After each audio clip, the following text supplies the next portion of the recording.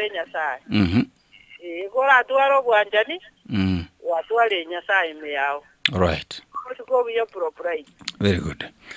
Very good. Asante sana kabisa bano mwanchi mategeri nyora morandi oyu umiranere kali tukolera misi ensemo nikideka emerongene marandi yakuletwa sora mono mu missionary Kevin Nyamari turanyora mangana muya senchira yobo enge ngore natuleke go mwanchi mategeri nyora ngani mbwate nkwane ya Venesa ne goro ya mangana ebirenkali go chakara chinsebere ase ka gitali egetambe.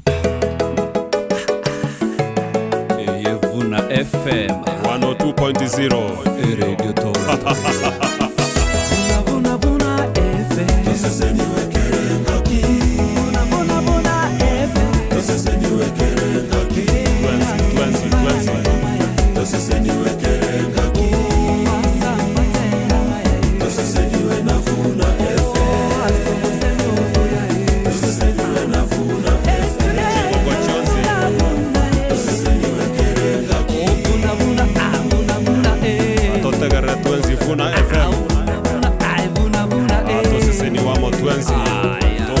Minero.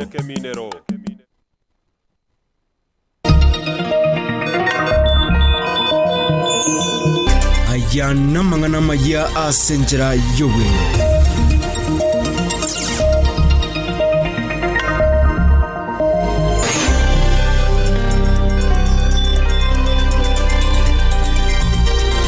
Chinsayibere chiabono botuko mancho mategerelia mangana maya asenchera yo bwenge Radio Vuna 102.0 FM edetariane ana Barongo.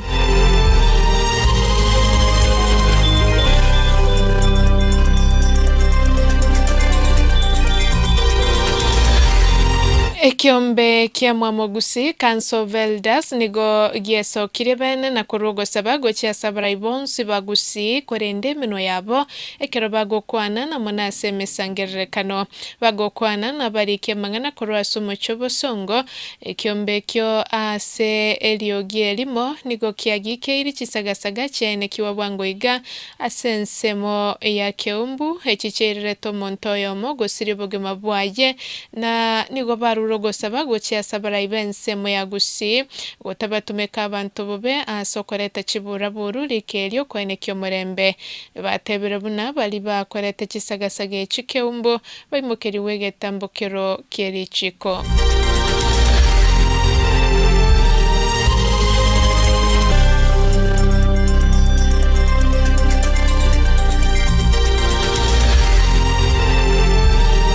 Mraibwe kiama gia Safina Jimmy Wanjigi oyemochiria serikali nenchera ya begete oberendia sokorobekana kweli tukoria sabasaba kagotebe serikali nigo yachiete mamincha nerichiko nobosibore bwa Kenya korengana ne katiba kagokwana kurwasomo chiona kururero hekeraikira no mosangerekano bwa baunchoreria Wanjigi hotebire Abakenya bange nigo batesogetie asogo ikerania rituke rya sabasaba kobwatekana n'obwoba bwabwate bwokobekwa byara n'abanyanyimbo engakiagikerie serikali nagoteba buna nigegendrete kubaunereria Bakenya na nigo ekogenda mamincha ne katiba yo mwaka bwechiribu 2010. Yo kabero mwaziri bobwerani bwa mangano yubo igore neganga yogo chakorwanerere kerogo kiburayibwense Eludo Walo otebere nabe kemero beribene yokorwa bokora libwe serikali onyogo chegochorwa buna umurayibwense asobochori bonene bo mwakogocha kagokwana hime ya Nairobi rero hekerare gochakie kiamagia People's Liberation Party Walo hoyemochiria serikali asekeria tebere nigo ekoba unereria Bakenya ekerogo etania Bakenya milioni 10 bagendrete komenyero botaka asense moyende orireira yoko imokia egetambokero kierichiko gochese bari bonsi bakurumire nibo y'Abakenya nabari bwateranie no bokurumi aisegochorwa koraense ya Kenya.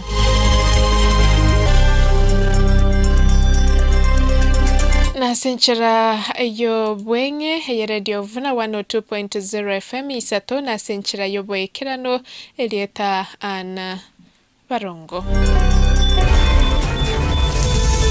Oyo noro mwelio wamangana maya asenchera yo bwenge.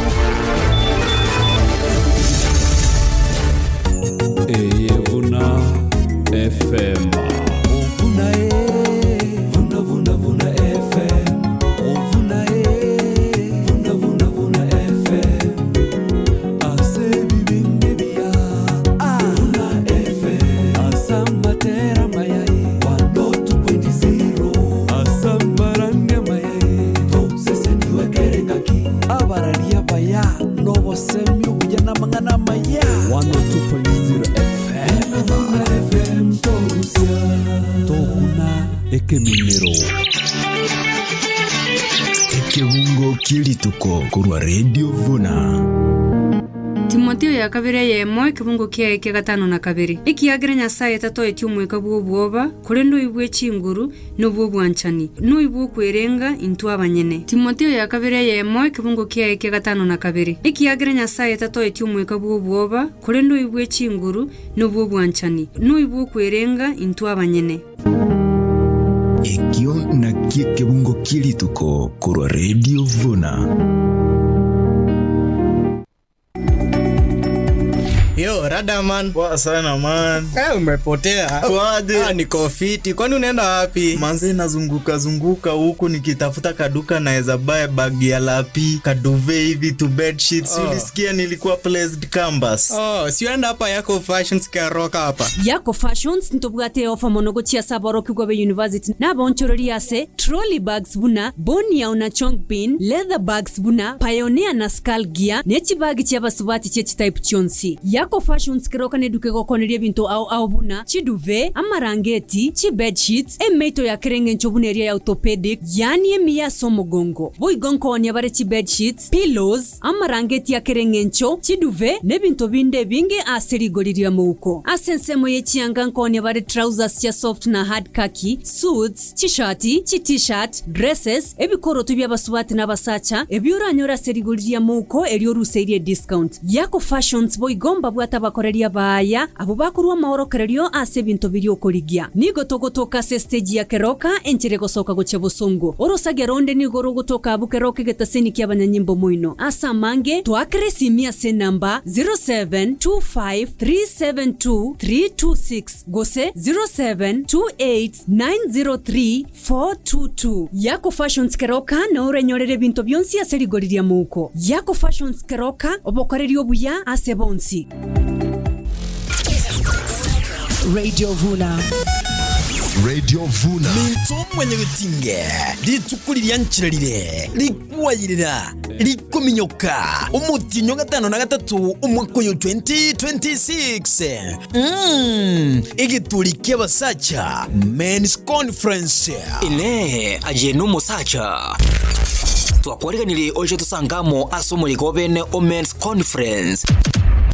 Ase turanyole libagali okwanera amakongo tugwetera buna basacha okwagachana chinkoro konyora obosemya bwa bene kurwa asabamanye nabo igo konyora esegeto yobogima erine libagali wesomya kobweni gwake birengerelyo kokina kemoikana bo okwagachwa buna omusacha bwekene ebesajo kwelikia nechishiringi chimisano choka akana gwetera epepi number 552800 account number nigere 103 enekirieta Radio Vuna tobaisa ko hosaliba keliye ngencho lyogo chencha obogima bwao umutinyo gatano na gatatu umwaka yo 2026 Erike mapema Radio Vuna tosese niwekera engake Radio Vuna. Radio Vuna. Minto mwenye gutinge. Litukuliriya nchirarire. Likwayirira. Likominyoka. Umutinyo gatano na gatatu umwaka yo 2026. Igiturikiye basacha. Men's Conference. Ile ajenu musacha. Twakwareganire oje tusangamo asomo ligobene o Men's Conference. Ase turanyole libagali okwanera amakongo tugwetera buna basacha okwagachana chinkoro konyora obosemya bwa bene kurwa asabamanye nabo igo konyora esegeto yobogima erine libagali wesomya kobweni gwake birengerelyo kokina kemoikana bo okwagachwa buna omusacha bwekene ebesajo kwelikia nechishiringi chimisano choka akana gwetera epepi number 552800 account number nigere 103 enekirieta Radio Vuna tubaisa kuhosa libageli lyengencho lyogochenja obugima bwaho umutinyo 5 na 3 umwaka 2026 Erike mapema Radio Vuna toseseni wekera engake Radio Vuna. Right, asante sana kabisa mwanchi mutegereri Radio Vuna 102.0 FM. Iyo tegererete nomoro belibuo yera Bro Bright mega yechi microphone asobotuko boga bwalero na kumanyinga ngo bandi n'umuganiga ega studio oyutaro nyaroko bakago ikonye gwatarira lya somo tandao Facebook naboko nyaroko bagokora yemo ase yemo mugeni yo enkwane guchugo cyakira gose kugokira seka keteli getambe lakini igontete kora ko inyoli ga mwanchi mutegereri nga enyegetali ya Ronya Hospital kutoka gali ya sensemo ya Keumbu igekuwa ligandirete kabese free medical camp yegendreta se amagacho nyagitali yugali ya sensemo ya Keumbu na free medical camp yeniko bako konyerentera kubwatira na amo ne medical mission African focus ikyone kyombege ko balenta amo abasonko nabantu bande kurwa sechinse chirichisiko asabanyariko bakolenta malyogo amo ne bintu binde binko mwancho matagereri birengeta mangana yobo gwenya asabano natoko na igomorobelyo bogokora check up ase balibonsi batakati konyariko bakolingo ligwa samaroire ao ni gogendreta senyagitali ya Ronya Hospital sensemo ya Keumbu morobelyo ragendre kwikalitu kulia Ijumaa ase eike ikoba okora free check-ups yana bokonyarako bokolingo ligwo mubere kigima samaruira onsi otari konyarako bakogwakanira kende gyonsi na onyarako bagokoego bogweni asengenje basonka bogo banyarako bakolenta malyogo na obomanyi bwekerengo kegoro boko chekia na okolingo lyelinde banyarako bakokonya omochando obogo nkora bale eye and dental care ngasabali bwate mechando ya maiso na mangana ya maino na bogo ikagali onyarako bakokoligirirwa na bogo general health consultation na samangana ndonsi alenge tobo chenu na afya yao na bokonyarako bakokonyorobo semya bwabo sachinga kichinga bunechiga kando na yumo chibutegelia marwere buna bono chi alsa bale bwata marwere chi alsa bale bwata marwere yesukali amarwere a pressure na amarwere ande onsi ya mangali alengeta mauga na boiga marwere yenda niga konyarako bakako cheki kwa for free abwasenya getali ya Ronya Medical wase Ronya Hospital egotoka sensemo ya Keumbu nyoranga no morobeli bakolentere bobo gweni bwabosa free medical camp kubwatira na medical mission African focus abu ba ekyukere Keumbu mwancho muteri kurwa sechinse chirichesiko se abasongo baro babegete kampi kwa enekinga ngoli wole bene na kwegwa obogwenia bwabosa kabiso tari konyarako bakwakanira kende gyonsigo minyoka bwasenya getali ya Ronya Medical wase Ronya Hospital sensemo ya Keumbu kwa sasa manke na bokonyarako bakoko bakire simya se number 0719 434 186 0719 434 186 nyoranga nyagitali nige kutoka kali ya sensemo ya Keumbu kuroga somo chobo songa separa ya Kisi Keumbu oterega Keumbu kunyuma ya gatua kego no konyarako bokonyoli nyagitali ya Ronya Hospital nyokurukuru sensemo ya Bosongo Keumbu igera se okoboko gukuryo bali bakurukuru sensemo ya Rorokeroka gutirimbuka igara se ensemo yokoboko gwokobe Ronya Hospital Keumbu kobwaterana na Medical Mission African Focus miyoka bono nyarako bagokolingo ligwanya kobwato muchanduru bwansi asomo bero ochakira lituko lya ankyo na boigo lituko lya Friday na lya camp ya USM Medical Camp ya free medical camp era nyarako bakego ikera omwali tobasa kumacha bano ko enyora libageli lya beno kolingo ligwanya kobwato muchanduru bwansi ko julie namba yesi myogwa kegera 0719 434 186 0719 434 186.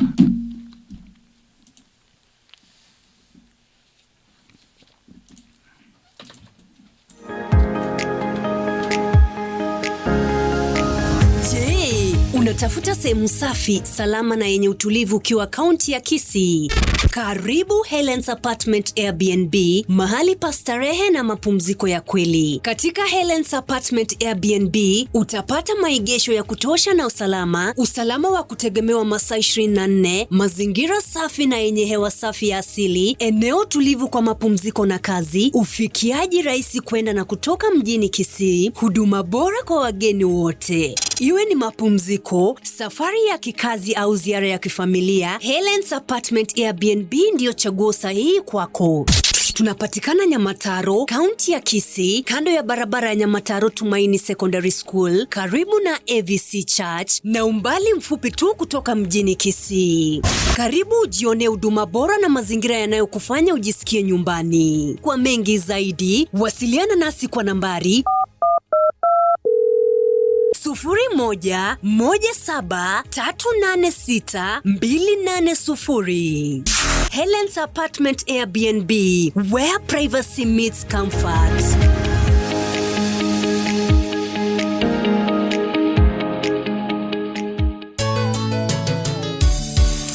Right, asante sana kabisa mwancho mutegereri nteto kore ntero korali kolege gakoko kwa soba ngotera so asengwana uko korali kwa Jackson Osoro Okemwa ugo kwa raligwe kwa Jackson Osoro Okemwa yubulito mwaka 1954 ase kinyoro kya masobe tuwane turwa sublocation basi Masige East Nyamache county ya Kisii igaro mumura Okemwa Mwando ngina nigo korokwa Maria Moragwa bo bari Nyagusira no mongino yegalenge Nyagusira Aska Mora abana baye niko bari Nyagusira Linet Grace Josephat Nyagusira Kalen Daniel Kennedy Phyllis Bernard na Dolphin Mora oyole member ya Echoes of Women kikere kiombe kerense ya Radio Vuna Welfare abana bamwe abani ko bari Nyagusira Kirubo Nyagusira Juma Nyagusira Nyangau Nyagusira Kemunto Nyanchera na Mora Nyagusira Yura Nyagusira Maturu Nyagusira Ngira Nyagusira Ngwaya Nyagusira Patrice Nyagusira Ndimo Nyagusira Nsombe Nyagusira Maosi no Soro Migere igari Sebiara Doris Kirubo Edina Okemwa Gladys Bilhar Mary Zipora Beatrice Dolphin na Joyce igari Semokea Church Maina Nyagusira Church Ngira Nyagusira Jacob Nyagusira Kirama Nyagusira Magena Nyagusira Migere Okindo David Kasmil Elias na George chikorera chiae nigo bale Nyagusira Misati Onsale Zakaria Mukuwa Nyagusira Thomas Amonga Nyagusira Chochi na Kimaiga ni Sebiara Tom Kennedy Kefa Patrick na Simon abachokoro bae nigo bale Vera Lamek Eric Ntabo Masherda Joseph Esther Felix Precious Boniface Bivon Mora Angel Shelin Olivia Robinson Motego Maenda Evanson Elvis Melvin Pilaston Rose Purity na Alexander Yuro mwalimu Nairobi na engineer Maturu Dolphin Omunyegitari boss Yuro mwalimu Caroline Juma Bosiboli Cynthia Patrick Naomi Nuhu Agre Ezra Clinton Alex na Rafael Mabaro ni kwa suku wa senkendu yenyegitari ya Nairobi Hospital gali ya somo chobosongo litukolia Jumanne erabe chitariki 14 anyaroka bagako ni litukolia Jumatano erabe chitariki 15 chomo tenyoyo aliya sekinyoro kya Mosobe tuwane turwa sublocation okunogo kwa kwaraliwe kwa Jackson Osoro Okemwa oyo mabaro yoga chira senkendu yenyegitari ya Nairobi Hospital bosongo akurozuworo litukolia Jumanne chitariki 14 anyaroka bagako ni litukolia Jumatano chitariki 15 chomo tenyo aliya sekinyoro kya Mosobe tuwane turwa sublocation.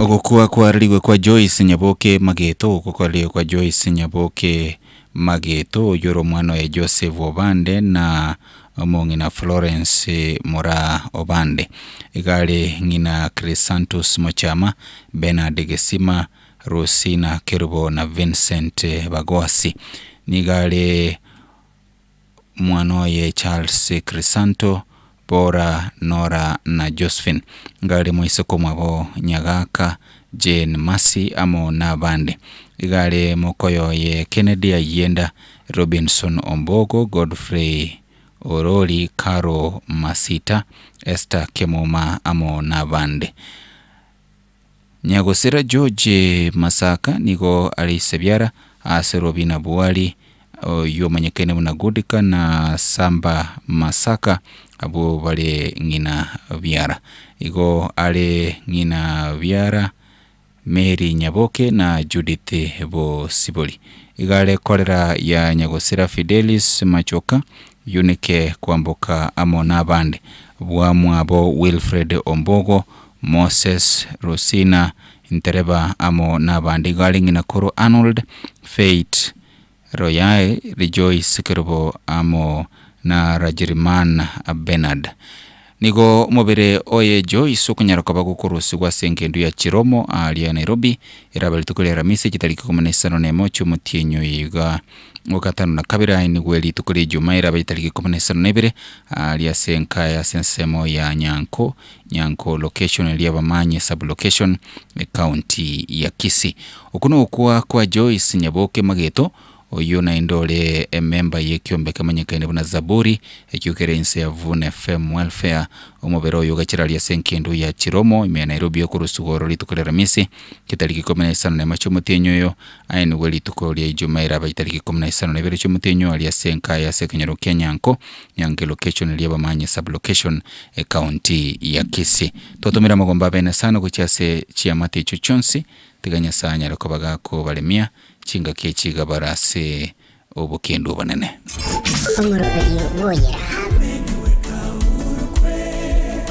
Omurobelio Boyera Jumatatu goika Aramisi Jumatatu na Jumanne egetuli kioyera ime yegetuli nonyole segetu ni chinkwana aao chirengete okomenya weito Jumatano Aramisi egetabu kioyera kelikire na Bright abaliki abakwani n'abaliki abategereri Boyera Jumatatu goika Aramisi ense ya moika chinsa isano ne mocha butuko na Bright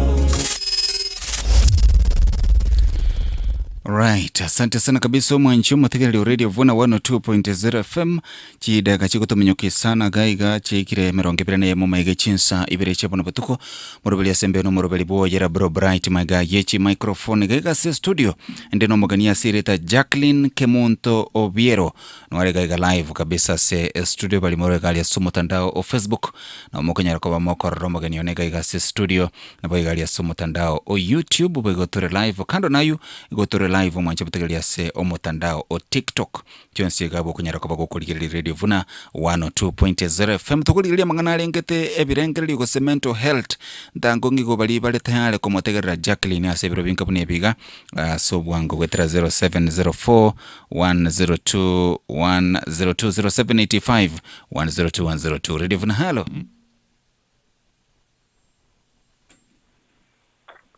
Radio Vuna Bright Wairite bia kabisa.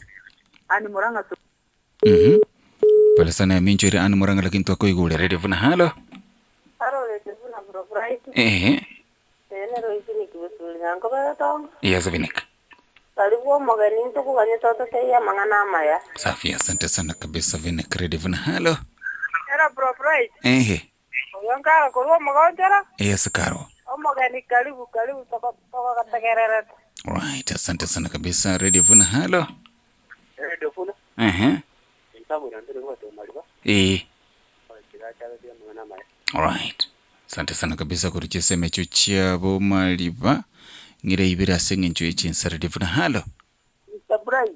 Ye, gwateba ntukuruka geta di.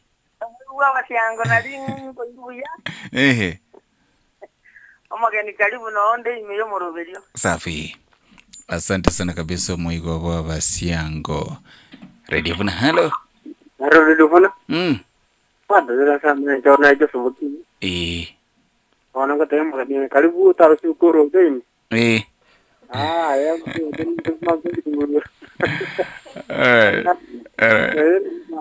Alright, asante sana kabisa. Ya mwisho kwa sababu ya muda Vuna Radio halo. Mwana bwairide. Wirite bia kabisa kimata. Nare kimata kumacha wensesia magani karibu au noonka. Very good. Asante sana kabisa basi bono mwanchi mutegereri enkwane yeto konyara kwa batuko kwa lentre ya masemo imeyo morobeli Boyera Bright mega yeche microphone kero Jackie teto kwa alibaka kabisa onyara kwa bako kwani yo mutegereri gore live ime Radio Vuna 102.0 FM gatene ntunda ya wentanga ni kabisa. Ni mara ya pili. Oh, ni mara ya pili. Okay, amazing. Karibu sana. Kero kore libageliga asoko kwani yo mutegereri kumamanya malietao na indenga yokurwa. Asante sana. Yes. Aro mutegere nabakwanira mwensi ase mutegerete kurwa Samarieta ngorku Jacqueline Kemtobiero. Jacqueline Kemtobiero gonde ngiboire West Mugirango constituency. Aravu asoko nyomu gonyomire hapa tu Kitutu Chache South constituency. Yes. Jacqueline nimeolewa. Nina mume mmoja. Nina watoto 3. Ongo chigosanganie moroberi aseke kusine ke Swahili singenche ke Swahili ngo bakere ke kusingo bakere kongwake. Erinde kiro montanyare ko baga konyuwa asengencho mbare bante binga wengi na wasikiki kisi. All right. So for now nimefanya introduction yangu. Okay, huyo ndio Jacqueline. Ndio mimi hapa. Okay. All right. Asante sana. Karibu sana Jacqueline. Hapa studioni usiku wa leo wakati tutajifundisha mengi na kuwa huru kuzungumza lugha yoyote. Asante. Sisi hapa wasikilizaji wangu wanasikia hata Kijaluo. Hata Kijaluo. Watapata hii ni studio unajua ya Kikristo. Asante. Roho ata interpret. All right. Okay. Asante sana. Karibu sana Karolero tukuligilia mangana ya mental health. Timaiti inkikikia kusukumete to speak about mangana mental health. Asante sana. Yes. Into kiageretenga suguma kukwana mangana ya mental health is because inchome nyene survivor wa mental health. Katika kuishi kwangu, katika kujisukuma nikaona ya kwamba mimi naweza jisukuma lakini wenzangu wako na challenges ambayo ilinifanya ya kwamba niweze kuwawakilisha hapa, nieleze wengine ambao hawajajua ili tuweze kusonga pamoja. Jacqueline nilikuwa na ugonjwa wa epileptic nikiwa na miaka 9. Kwenda mbele hapo miaka 12 mamangu aliponiambia. Sawa, hiyo shida ikawa haikutibiwa vizuri. Tinje tuko nyoru burwari burubia. Yes. Pone kirena vete kunya kukina. Hiyo ugonjwa ikanisumbua sana. Epilepsy asebali bitamitike kuzina uko Magaka. That is the one. Nde ba kiro kange Endurume. Endurume, yes. Wana singinche yayo anie ko nyoru korwari uko bwata madara gocha sobongo. Ikatoka na young affectly. What about the age of 12? Almost that. Miaka 12. Hapo sasa. Bono ikaika amoiburi onetari kunyara go touch mano na medication. Yes. Because that time to trusted mano miti shamba. And sometimes abantu bari gotanga no borogi. Ono kwa kunyora ngandana na ilikuwa shida. Yes. So nikasoma vizuri. Mali nilikuwa natangamana sikuwa naweza kukuwa na watu vizuri freely because nilikuwa nataka mtu akinijua sana naona kama navuruta nyuma. So naweza ishi hata kwako na kunywa dawa na hujui. Siku yenye utapata ndio nitakwambia part of kila kitu. Then ingaikanga nilikuwa na mtoto mmoja nilipopata. Yes. Jamaa alipogundua akawa na shida hizi kustahimili kukaa na mimi. Ikawa niko na mtoto. Asa vile nimejisukuma mbele hivyo tena nikakuja nikakaa on 2016 cut the story short governmentally challenge kabisa. 2012 hapo mpaka 16 I remember ikakuwa ni issues. Yes. Balipofika 2016 ikakuwa kabisa ile marafiki walienda. Nilibaki nao mpaka leo. Nashukuru sana Madam Julian na wengine ambao wamenisukuma sana. Hata mume wangu namshukuru. Yes. That's the time alinipata na akanioa. Hiyo 2016. Nikiwa hivyo. Nikiwa tu hivyo wenda wazimu kabisa. Yes. My mom, my parent alikuwa anakuja na wenzetu wanaona hali ni ngumu. Wanaweza kuona ya kwamba iwezekani.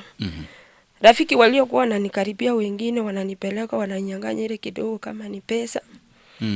Alafu wananiachilia.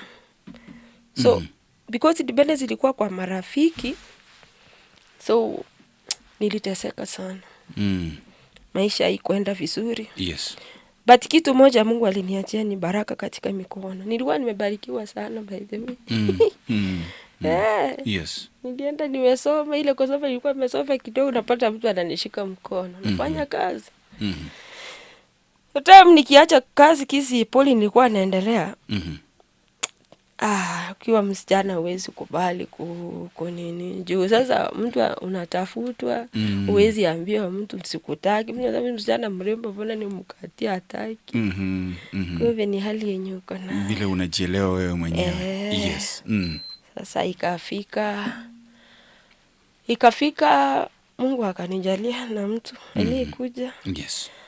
Kama rafiki akaniuliza namna gani, nikamwambia vile ilivyo. Nilikuwa natoka shule na nazungusha nguo hapo St. Jude. So akaniuliza rafiki ulienda wapi, na marafiki wengine wakakuja wakaniona vile nilikuwa. Alipokuwa akipita. Si sana. Tukajuana tu muda kidogo na akanioa. Through Ambassadors for Christ Fellowship Church. Ambao ni Simon Peter Momanya.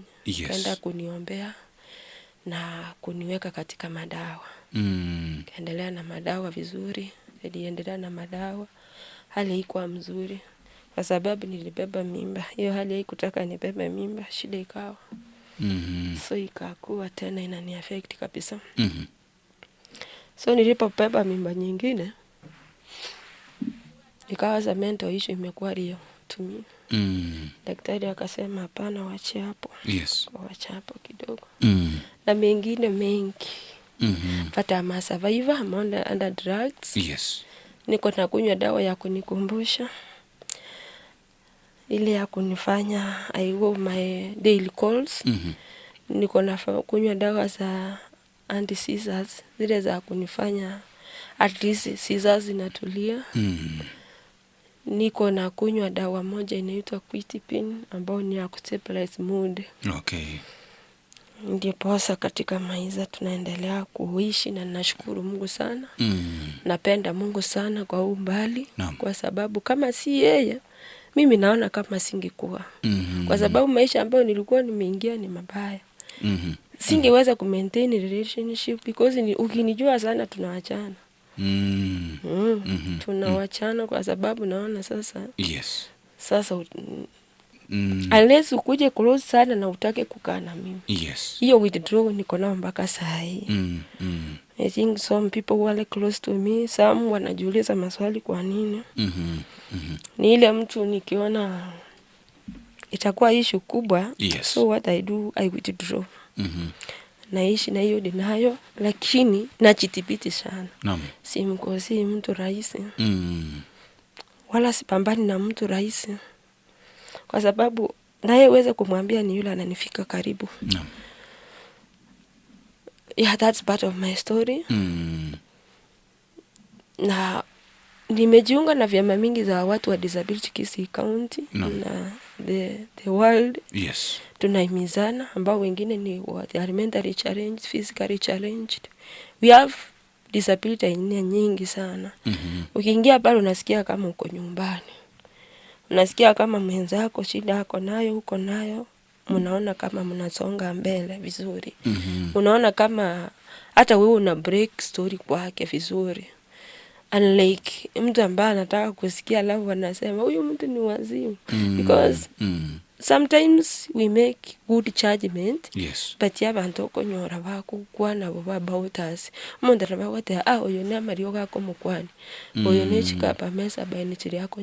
Singenja amari otokunywa mangi gari controlled as a chemist. You cannot buy them. Even mimi nitoke hapa niende mahali, lazima daktari wangu aniauthorize ndio niweze kupata. Because zingine zinakuwa abused. Ukikunywa uwezi amka asubuhi rahisi. Yes. Hapana, something this unaweza kosa kuamka. Lakini mimi nashikilia hata kama ni ukuta mpaka ninaamka.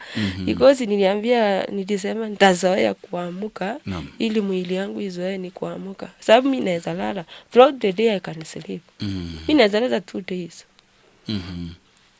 Time ya chakula tu ndio naamka. Yes. Because chakula nao napenda, I have to eat so that naweza fight those drugs. Na wengine ambao na kitu kingine ambao ilinisukuma marafiki zangu nilipata we have the same challenges. Naam. Sasa kama parenting ya watoto wetu inakuwa ni issue sana because of that ruptured mood. Mtoto kukuelewa naona kama you made a mistake, things zinaenda haziendi vizuri. So lakini tunajaribu sana kuintroduce even the second parents to our children. Yes. Involuntarily mtu unamweleza na kubali, because ini kufuka tunafuka. Daraja unafuka, kuna mwenye mnafuka na yeye. Lakini hata wengine siwawekei ubaya, because something kama hujai experience kitu kama inakuwa kigumu sana ku understand. Kweli. Unaweza ona kama ni kitu ambayo ni mzigo mkubwa. But na thank God my husband Wiki Vumbura amenivumilia sana. Mimi saa ingine naona kama natoka kwa hiyo ndoa ama nini, lakini nasema hapana. Kia yangu itakuwa namna gani? And then mtu amenisukuma namna gani? You remember. Yeah, you remember. And sometimes unapata wewe ndio the cause of the problem. Maybe because of hizo nini. Unanini tu. Naam. Yeah. So wasikilizaji, ningesema ya kwamba mental health is real. Yes. Is real. They are not stories. Hizi ni vitu ambazo ziko. Na inategemea the surrounding yenye huko. Hiyo ndio inaweza kufanya kukua kwako sasa. Okay. Ama kupona kwako ama kustahimili kwako. But mimi naweza ambia wasikilizaji ya kwamba katika kuishi jaribu kumsoma sana mwenzako. Kwa sababu there is a case I'm handling juzi of a friend of mine who was very stable. Wakati nilipata ameingia na changamoto kama hili, niliingia ndani sana. Na nikatafutwa mpaka na mapolisi. Lakini nikaingia mpaka nikasaidia, because familia niliwaeleza hivi na hivi na mama akakubali akapenda. But I thank God we are moving a step ahead. Unlike nilipata marafiki wanasema huyu alipoteza pesa sasa amekuwa akija. Alipoteza pesa anakuwa akija. Lakini unajua hii kitu inaweza kukupata. Yes. Ni kama ukienda kwa matanga unalilia mtu na muziki unasema aende vizuri. Na wewe unaanza kupanga vitu mpaka ya next year, next month. Who told you utafika hiyo time? No. Yes. Ile ambayo umepata mwenzako inafaa iwe funzo kwako. Ujue ya kwamba siku moja utapatikana na shida kama hiyo. Itakuwa namna gani? We are candidates of mental abnormalities. Yes. Kila mtu anaweza pata shida. Vile mimi nimeeleza nilipata kupitia ugonjwa, na mwingine anaweza pata. Njia ni mingi. For example, tuko na njia mostly zinachukua na 3 ambayo ni biological, kuzaliwa. Yes. Kuna psychological, tuko na social. Biological ni zile ambazo unapata mtu yani amezaliwa nayo chinderia. Yes. Omuntu yani muchuyo chinderia chinchikorete ki nchiroro. Kwama konyora ngobongo bwabo ni chemicals njiri balanced. Njiri kwa manyabuya nobo yani ziko hivyo sasa. They are not able to rate. Kwama konyora ngabanta ubona omuntu yo oiborwa oyondo ibora boyiko kwanyora nga chinderia nchikorete ki njiro. Ngo iboro yanyoro nekere umwana ko iboru. Kwanyora nga the carelessness tokoteba ya madaktari saingine. Kwanyora umwana otwarire eshinda ama gusiriria ko delay ya sinde batebanga amerete goseningi. Kwamenya konyora umwana ako partner cerebral palsy anata type of mental issue kwa watoto sana. So hizo ni kama biological, na kuna zingine kama hizo tumesema za health zina affect the cognition. Mtu anachelewa kufanya kitu ama anatangulia kufanya kitu, balance hakuna. Yani hawezi coordinate. For example, unapata wazimu anatembea kwa miba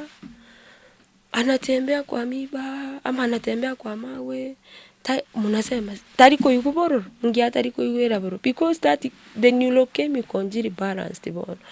Ono hiyo the information from the brain to the body, they are not coordinating and vice versa. Yes. Wama yakonyora hiyo shida iko mtu anakula every minute liko yota. Yes, when you have a mental issue, hata wewe hata mimi ukifika hiyo time hata huwezi kushiba because kushiba inaanza from the brain. Yes. Ni akili ndio inashiba. Ninasema mpe lakini Mungu anawalinda wote. Psychological ni kama ile mtu amepitia mapito fulani. Naam. For example, mtoto alikuwa raped akiwa mdogo. Napata hiyo kitu mwishowe inakuja kumwathiri kama mental issue. Tunaitanga early childhood experiences. Ama sometimes mtu amezaliwa ni introvert ama ni extrovert. Extrovert at least wana cope na situations because they are able to react to any situation. Wanaweza jitetea, wanaweza ongea. Introverts yanakufa nayo. Na hiyo kwa kwamba mtu ni introvert na hako na hiyo nini problem ama hako na shida, unapata ya kwamba inamuumiza sana. Yeah, regulation ya past experiences, vitu zenye mtu amepitia. Yes. Mtu amepitia magumu.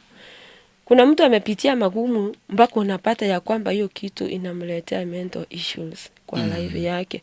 So katika kuishi kwake unapata ya kwamba ako na challenge ya mental. He or she is mentally challenged. Then we have social. Social hapa ndio tuko na nyingi sana. Ambapo ni environment ile mahali tunagoro. Environment ni ile wale watu unatangamana na wao kila siku. Uchumi. Hii ya Ruto mnasema Ruto amefanya. Mimi naona ya kwamba uchumi imeleta shida kubwa sana. Kweli. Uchumi imeleta shida kubwa sana mpaka watu sasa ile akili yenye wangetumia kujiendelesha imekuwa mental, sasa imekuwa issue. But mimi kitu ambacho naweza ambia msikilizaji ni kwamba katika hii maisha, if you trust in the Lord na uombe Mungu anasema mimi ni yote katika yote. Yani Mungu hapungukiwi. Chukua hatua ya kufanya bidii. I remember even our bishop anatuambia fanya hata biashara ya stool moja. Leta stool, wekelea njugu ya 1000. Hiyo 1000 utapata ya kwamba kesho utapata imemultiply. Ni sisi hatuchukui hatua ya kufanya bidii ama kujisukuma mbele. Let me give myself as an example. Yes. I'm a teacher by profession. As a matenda by profession, I found nilipata kwa maisha yangu ya kwamba my expenditure life iko very expensive. Hata nikilipa 50,000 a year siko nitosha. As after is a time, hizo drugs zenye unakunywa inaenda mpaka 700 ama 500 per day. So 500 hiyo si chakula. Hiyo ni dawa peke yake. Na hiyo dawa huwezi kula hiyo dawa ukunywe sukuma. Hizo ni dawa zinataka heavy, zinataka you eat well. At least kama ni sukuma iwe na maziwa. At least ikuwe na hizi tunaita supu. Yes. At least ndio out nini hizo usishinde hizo dawa. Si dawa za kukula na sukuma ama za kukunywa na uji peke yake. At least ukule vizuri. So what I did, nilienda nikakuwa hoka. Ama hoka. Na ninahoki pale St. Jude, nauza fast camera items pale St. Jude. Yes. Na nunua weekends, naleta pale. Weekends zinaenda, zenye zinabaki kila siku nikitoka soko. Na kwa vile napenda kuongea na wale watu sana. So wanaenda kwa chukua. So every day, at least somebody buys me food. That's how I survive. Yes. Yani kwa kukuuzia. By selling to you. Correct. Inakuuzia, unanipatia food. So sijatoa kwa pocket yangu. Hujaguza mshahara wako. Sijaguza mshahara yangu. Yes. Sasa alafu ikifika ni chakula ya shamba na make sure ya kwamba nimepata chakula yangu kutoka kwa shamba. I can dig. Naweza panda mboga tukiwa pamoja na mzee. Naam. Na kujihusisha na vitu zingine, at least to stabilize our economy. Ndio namwambia mtu ya kwamba hii kitu tunalia Ruto kuna vitu hawezi tufanyia kwa maisha yetu. Ruto hawezi kuja kupanda mboga kwako, hapana. Mboga lazima upande. But it is unfortunate that sisi kama ladies tunachukua time yetu mingi kufanya things which are unproductive. We waste a lot of time. And then the more you waste time, the more huwezi kupata kitu. Ndio maana unaona mtu anaenda US anapata pesa vizuri. Kwa nini anapata pesa? That person ana utilize time. Correct. It is time ana utilize. It is time, hawana time yenye wanapumzika. That's why watu wanasema watumie pesa because they get their money in pain. Wanafanya sisi hapa tukipata kidogo tunataka kustarehe kiasi pia. Starehe si mbaya, ni mzuri, lakini kwa mpangilio. So mimi kitu ambacho naweza sema, ninafanya hizo vile nafanya hivyo. Ukiweka kwa chama, at least unaishi at least a stable life. Yes. Yes. Sababu how can you cry every day? Na kitu ingine about social ni workplace stress. Yes. Stress, kuna stress nyingi kwa kazi, mahali pa kazi unapata ni stress. And you know, mahali pa kazi panakuwa mahali ambapo hakuna stress. Kwa sababu most of the time we spend time there. But upate ndio kuna stress, ama unafanya kazi na stress, itakupatia mental challenge. And then life challenges in general. Community support system ni wale ambao watu wanatangamana na sisi. Huyo mtu ni wazimu. Huyu anaongea kama wazimu. Huyu ni wazimu. Huyu neverimo ya nerega. Yes. People have called me a lot of names. Watu wameniita majina mabaya sana. Yes. But what I have done, nimewaambia sana. Because mimi nimesurvive vile nimesurvive hivi. What about their time? What about their kids? If ingekuwa ni mtoto wake, anaweza survive vile nimesurvive. My survival tactics, saa ingine ni Mungu ameingilia vizuri sana katika maisha yangu, naweza sema. Ana wale marafiki ambao nimekuwa na wao huko mbeleni. I have friends. I have 2 of my friends. Yes. Nawaambia kama nilikuwa nakuja hapa, nilikuwa nimewaambia. So wananikumbusha, Jackie, today unaenda mahali fulani. Kwa nyumba unaweka stickers kila mahali. Yenye unapata umefanya, una drop down. Yenye hujafanya unafanya hivyo. Because vitu mingi katika maisha zinatupita. Yes. Kwa sababu huwa tunapoteza hiyo kukumbuka memory huwa inaenda. That's the burden of drugs. Memory huwa inaenda sana. Yes. So memory kwa inaenda sana, lazima ukue na watu ambao wanakukumbusha. Yeah. Hata mwenye mnaishi na yeye anaweza kuwa anasahau, ama anaweza kuwa amekuwa mgonjwa kama wewe. We went for a seminar the other day ya disabilities. A friend of mine, Brian, anafanya hapo National Council of People with Disabilities, akasema ya kwamba caregivers wamekuwa wagonjwa. Ni ukweli caregivers wamekuwa wagonjwa. Anakuwa mgonjwa because there's something yenye umepata juu. You are also battling with something. Yes. You are also mentally challenged as the patient now. Correct. So saa ingine kama hajakupa 100%, amefika 50, you say thank you so much.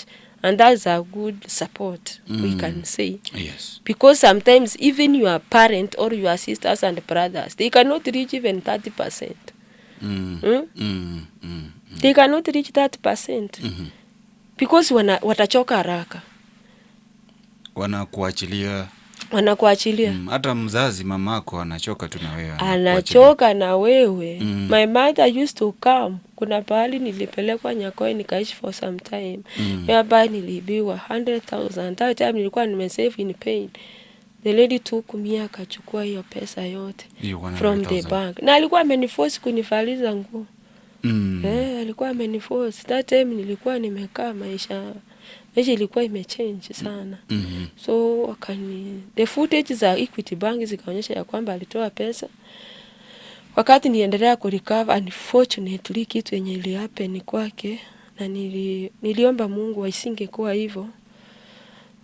Mtoto wake na bwana yake sasa tunatibiwa pamoja. Ya KISI Teaching and Referral kwa sababu ya ugonjwa huo. The same. And then hata msichana yake alipopata nimeolewa akaniuliza, hebu ambia msichana wangu amepata boyfriend afanye namna gani? Nikamwambia kitu ya kwanza akue free kumwambia because mtu asisitukie. Asema ukweli. Mtu kama anakataa akatae. Mtu kama anakubali afanye nini akubali. But ni wachache sana. Lakini hao ni malipo ya hapa tu duniani. I don't know. Mimi sijui, lakini ilirudi sana kuomba hata mbele za Mungu. Sijui ilikuwaje, lakini so hiyo pesa ulirudishwa? Pesa alikuja akurudisha pesa. Alikuwa anakuja ananiambia nimsamee atarudisha. Na mimi nikamwambia nimemsamea. Na ukweli kutoka ndani ya roho nilikuwa nimemsamea. Because what she went through after kunifanyia hivyo ilikuwa mbaya sana. Ile nyumba yenye alinipeleka kifahari nikaishi ilienda na loan. Kila kitu ilikuwa imeenda. So nikaona ya kwamba sio vizuri. Yaani alikupeleka kama msamaria lakini alinipeleka kama msamaria. Okay, we know you are a preptic. Some watuwekangi simu zetu kwa ipin ya kufungua. So somebody kanipika. Aone ya kwamba umeanguka. Ni nani ameongea wa mwisho kwa hiyo simu umeongea naye? Wakapata ni yeye. Then they call, wewe ni nani kwako? Ni rafiki yangu. Tafadhali mlete kwangu. So when the people came from home wakikuja kukuona kufanya nini, wakapata ya kwamba akasema yeye anaweza ishi na mimi kwa hiyo hali. Alisema kwa hiyo hali yeye anaweza ishi na mimi. Aliishi na mimi for some time, but taking videos. Kutuma mahali ambapo pako hapa na stahili. Mental issues ni mbaya sana. Na mimi naweza sema ni survive kwa sababu kile nilicho nacho, hata familia nilio nayo, naona kama ni Mungu amefanya. Ndio maana hata namwabudu sana. Napenda huyu Mungu sana. Najifunia Mungu sana. Namuimbia Mungu sana. Sana. I'm a praise and worshiper. Right. Yeah, I sing to my Lord. Because mahali ambapo amenitoa ni mbali sana. Amazing. Amazing. Napenda kwanza kwamba umepata ujasiri, unazungumzia mambo haya. Na unajua wakati tulikutana na wewe, mimi hadi wewe mwenyewe uliniambia, mimi siku realize kwamba uko na any issue until umeweza kuzungumza. Hata msikilizaji anaye kuangalia kule kwa mtandao atakubaliana na mimi kwamba hawezi tambua hayo unless amezungumza pamoja na wewe. Sasa nikurudishe tu nyuma kidogo. Nkakiki bono umayita mangana iga yobongo muna gwateba abantu abange tumaite ngano borogi iga sorgo nkurwa gusi na yogo nyora abantu bakunya gutaraga ige para ate ngabono gindu yotara koro yugo arogire. At what point maybe a family yao yanganyite kurwa seberengeli bagateba ngatiko mwana oyo tumwiranya roko bagakunyora medical attention banganye kurwa seberengeli ngase ngabono oyo arogire, there's nothing we can do. Okay, my mother got a marrying. Because my mom alikuwa anajaribu both hizo herbal. Alafu anajaribu na hiyo ya hospitali. Lakini ya hospitali nilikuja kugundua baadaye hizi dawa si za kupewa na kuacha. Ama si za kuchanganya. Zinaleta madhara zaidi. So mpaka mama niliona hakuwa anapenda sana vile na grow. Watu wa kwetu hawakupenda sana vile na grow. Kwa sababu msichana amezaliwa vizuri, issue zimekuwa. Hizi maneno ya kupewa dawa za hospitali ni mimi wakati nilienda kwa kazini yangu Mombasa through my aunt. Nilianza kujiweka kwa madawa Phenobarbital. Hiyo time Phenobarbital ilikuwa inastahimili, yani inaniweza kidogo. But ilikuwa inanipea conversions za usingizi kama umelala. Ama unalala mchana. Unasifeel when you are in drugs una feeling ya kwamba hiyo kitu inakuja. So unalala. Kama uko enough good press you just sleep. So wakati nilikuro kidogo hizo dawa ikanisaidia kidogo Venavapito ikakuja ikawacha kunisaidia. Tena nikarudi kwa mitishamba. Uli kwa mitishamba ni mimi mwenyewe nilikuja kujirudisha kwa dawa ya hospitali. After hiyo relapse ya 2016. Sasa ndio nilisema hapana. Wacha sasa nitibiwe vizuri. Kwa sababu kutoka nyumba nimeishi maisha ya withdraw. Nimeishi maisha ya unaenda darasani unajifanyia vitu ambavyo usitaki kujifanyia darasani. Kesho yake unakuja ni kama hata utaki hapo tena. I was a lecturer at Kisii National Polytechnic. Yes. I lectured there when I was working with the county government under the youth polytechnic. I was working with Kisii National Polytechnic. I started a course there. Enye inaitwa Food Science and Technology. Applied Science Department. A staple course up to this time. So I didn't tell my HOD ya kwamba I have an issue. Yes. Hiyo ndio time pia mimi nataka kuolewa. Sasa unasema namna gani? Sasa wanafunzi unawaambia kwa upole because wao unakutana na wao kila time. Wanafunzi walikuwa wananipenda sana. Hata wakati siko shuleni wanasema wako sawa because they understood what I was going through.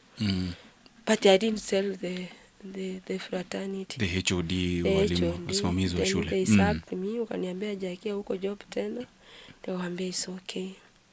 That's the time nilikaa kidogo na hiyo nini yangu tu ni shida imenini.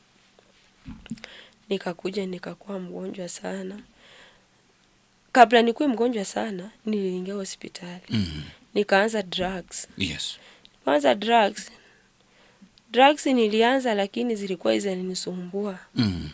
Zilikuwa zinanisumbua zaidi. Hata niliona sasa ndio nakufa sana. Because nakula siwezi kujua kushiba. Kila kitu hakina kiwango. So nikaona ya kwamba zinanisumbua sana. Lakini daktari wangu alikuwa anaitwa na mwingine nilipata hapa alikuwa Ram. Sio Ram, KTRH. Yes. Alinisaidia sana ndio nikapatana na Dr. Mtinda the late alinisaidia sana. Because yeye alinipea port ku consultation hiyo kuniongeresha. Kuongeresha mume wangu. Sasa hiyo time nimeolewa. Yes. Nilikuwa nimeolewa akamuongeesha vile tunaweza kuishi na vile tunaweza kufanya. Ndio tukue na watoto vizuri. So tulifuata maagizo.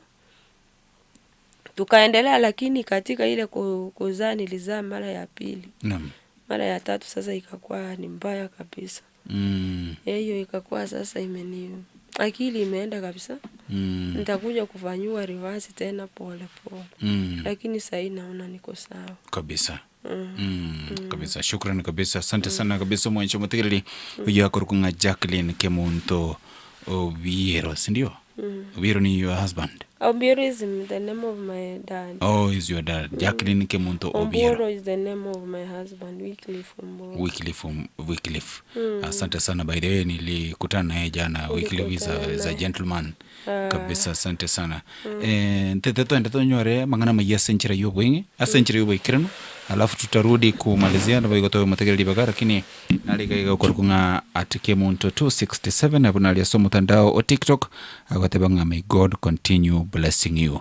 Abakunyara kubaga kulikaga asante sana na barurire bali morali ase umutandao o TikTok aseture live nitakuwa nikiangalia buna moko bora gendera kubeka chi comment chino at the same time wale wenye wananiandikia katika mtandao wa Facebook ngamona Joshua Onsongo kurwali isoge Eskimo kurinande nyale kubangulira chi comment icho elinde ndolenga kimo kunyara kwa moko bora Evan Sombaitu takuwa darudi baada ya news kuangalia kwa sobo galinga kimo kunyara kwa moko teba lakini sabono mwancho mutegeli ndege to enda tunyara kwa to kunyara mangana maya senchira yobo ikirano nere an barongo tukurina tunyara kwa to kugendera mani kwani masema me radio vuna 102.0 FM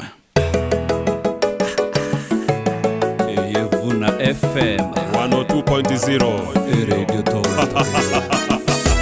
Vuna FM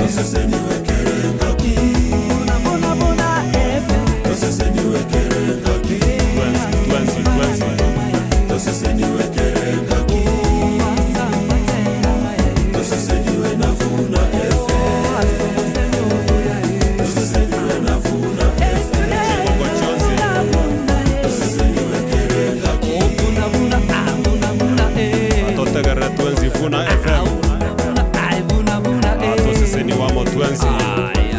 Leke Minero.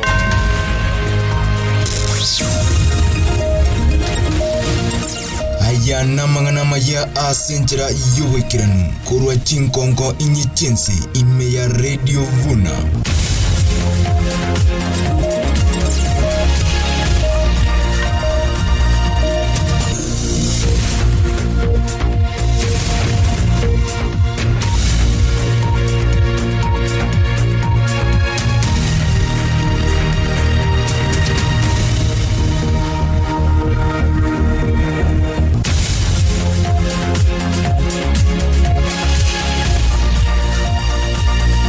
Jinsa isato chia bono botuko mwancho motegeraria mangana maya asenchera yoboe kirano Radio Vuna 102.0 FM retariane Ana Barongo.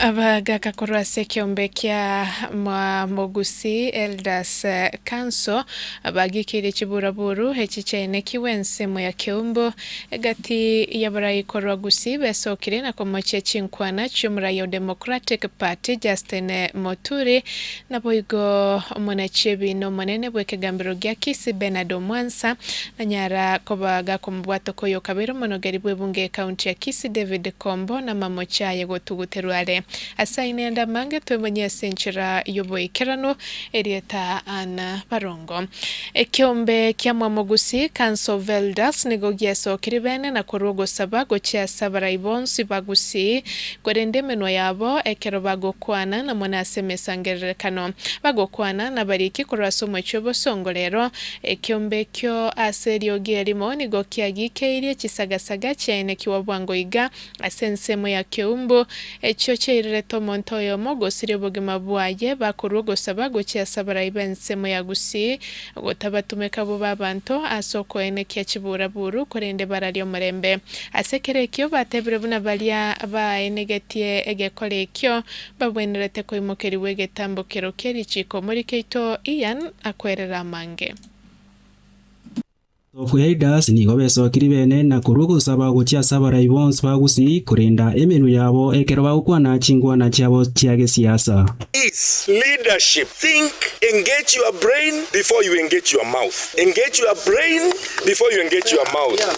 Because what you say goes to intergenerational aspects and it is affecting even the unborn. We are here to defend even the unborn. We want to work on intergenerational solidarity where our children will respect us. If you see children reacting, they are reacting as a result of your actions. So we are pleading, whatever happened, Keumbu, in our community, that is a curse. I don't know how to express it in English. Bakungu mbanya koruta maroba. Ekerekyo, abara yabuga sirio gelimo ba ikiri chisakasaka che negatiwe bwango igase ensemo ya Keumbu echichirerete omonto yomogo sirio bogima bwaye. Keumbu ndi anyakorwana gesa. Gusindio manyali bali anyakorwana. Abantu babono igatuachora nabo batakire kolige enchera bago chakoire kwendo mugambi bocibosio nabo rero yabenga oikorwana chisegyo majikanyaro mugambi bosio kakigente ketika tugikerie mugusinga ki intugusise ito ntwanya kororaya nanda bangina ntwanya koigunga mongine mokirie ensara mongine mokiririgena abangina kalego twale koire na gusike kerera mani yale gukura abangina baire na maega bate babamura gachimotwe genda motwe ntwa bangina twimukiro ngoli twabairera banyu baba chinguru barwanese kurugo sabago chia asabara ebyansemo yagusi gotatumika abantu bobena kwenekie omorembe ekerekyo batebire buna bali bakorete egekorekyo kuimukirigwa egetambokero kieri chiko egento togosaba eserekali ebirigereria abantu bali bakorete amangana aria chibichanchiroro chiabwatetwe gekogoronya abantu barwanete seyiri nabakimbu barenge kanga abantu bali chigari chine chio bakato chiagetwe nemesie nebisukari namatoke abantu bali baite tuamagena bagaitwa ne chinsara nchio Keumbu koripota rigetazeri kya Radio Vuna koruchinsemo cha Keumbu ninje Ian Nyakundi mbia mono muri keito Ian Nyakundi asogotwariganirio roboti uruto goska bosio mona chebino mona omonene bw'ekegambero gya Kisii Bernard Mwansa na nyarakoba gakomo bwatokoyo kabero monogeri bwebunge kaunti ya Kisii David Kombo na mamochaye gotuguterwale okwana korase ekegambere kyo rero hekero ekyo monachebi na Bernard nigo aine kirebuna bosaiti bonde tibwalengarro asama mochayo boisaine mwakili George Morara amona Andrew Kombo nigo bono bagokeiro kona chokwa na boigo koira nerimbi mono gochia sekegambero asokwenekia obwenobwo. Staff recruitment was guided by laid down procedures and national government guidelines. The Republic versus SG 2022, I find that the prosecution has failed to establish a prima facie case against either the first accused or the second accused. Pursuant to Section 210 of the Criminal Procedure Code, I accordingly find that both accused persons have no case to answer and that are hereby acquitted of the charge. The cash page be released to the depositors as prayed. All I can say is, one, I want to thank my God. I thank God because the truth has at least been brought up. I want to thank my lawyers. The two lawyers did a wonderful job. They did a wonderful job by at least bringing it before the court. I've never and I will not want to commit any crime, let alone one which will give me any benefits. So this was a case brought up because of some people wanted me prosecuted. Abawakili baye Kombo bairanirie mbia mono gochia sekegambere kyo asokona chekine kya sobwene no bwasioko. It is a victory for the legal team that has religiously and diligently prosecuted this matter. The evidence that was presented did not meet the threshold of convicting or finding Mzee to have a case to answer before a court of law. Trumped up judges, the evidential capacity, the documents that were presented did not link the former Speaker Mzee Kombo, or rather they did not bring him near the scene of the same crime that the anti-corruption alleged. He is one of the most humble people that I know. He is one of the most religious people that I know because I have lived with him. I have seen what he does. All this that was happening in court, which was started by EACC. Egati yabarai korwa Gusii besokirie na komochia chinkwana chumrai o Democratic Party Justin Muturi oyuralia gocha komoko boko Kalonzo Musyoka elia chikoirukia bendera yobomobwa United Opposition asobochoribo mwako gocha onyetaliere ora chikoirukia bendera iyo bago kwana na balikia mangana imyomocho bosongo nigo batebiro bomobwa United Opposition nigo boganeirie konyoro murwanireri ora amirani no muraibuensi ya Kenya Daktari William Ruto asogotumeka chinchera chibwenerete nonye nabo nigo bararirie gocha kogenderera komosira na komwakereko ko Daktari Fredo Kengo Matiang'i asobochori bonene bomwako gocha. Etostugete sana ekarotwe iwa musike Justin Muturi oyoro marayo DP political party ogotangasa mubaso igoro ngere bwamwire nga igaro cho yobana tagochoru koba joint candidate yo position 2027 Kalonzo Musyoka enchera opposition ende rugosuka buyabuya lakini neta kirego saliu ndoko manya Muturi osene mall osene aliri inde opposition because batebere opposition egocha basokie candidate ku next year May katikati ya May next year umuntu ochire ase presidential candidate yare ekanisa watenga inche montone noyo iyo maskanta yabo tira ikirase abarai bali bagoteba nga ingobwana takoba ebirengererie ebirenga ebari kuganya baisaranse bali yenchera yo coagree among themselves method ki egochigutumeka gochora yo gochikoba joint candidate onye goikeranga no gochora omonto gochiko kominyoka osekoligekerwe kase ticket United Opposition ebe achorwa senchera yo bwasi okunando abantu bonse babe involved.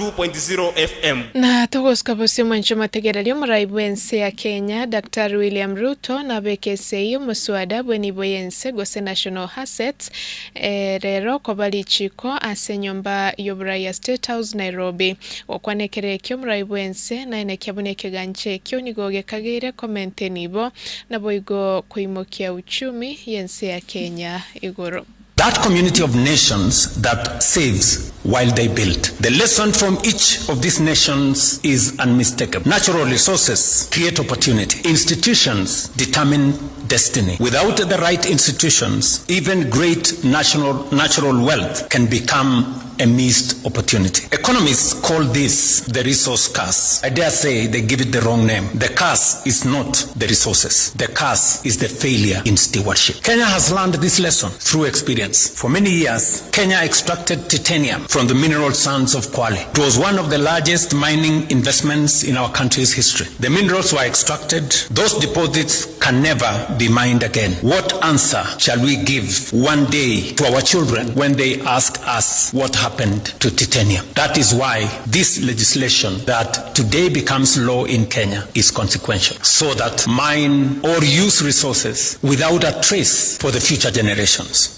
Na huyo kamero mwaziri bwabwerani bwa mangana huyo boigole neganga iyo koligie kerogo kyoburaibu ense Eliud Owalo otebira nabe kemero beribene yokorwa bokoreri obuyabwe serikali onyugo cyago choro buno muraibu ense asobochori obonene bwo mwakogocha kagokwana himya Nairobi rero hekerari gochakie kiama kya People's Liberation Party.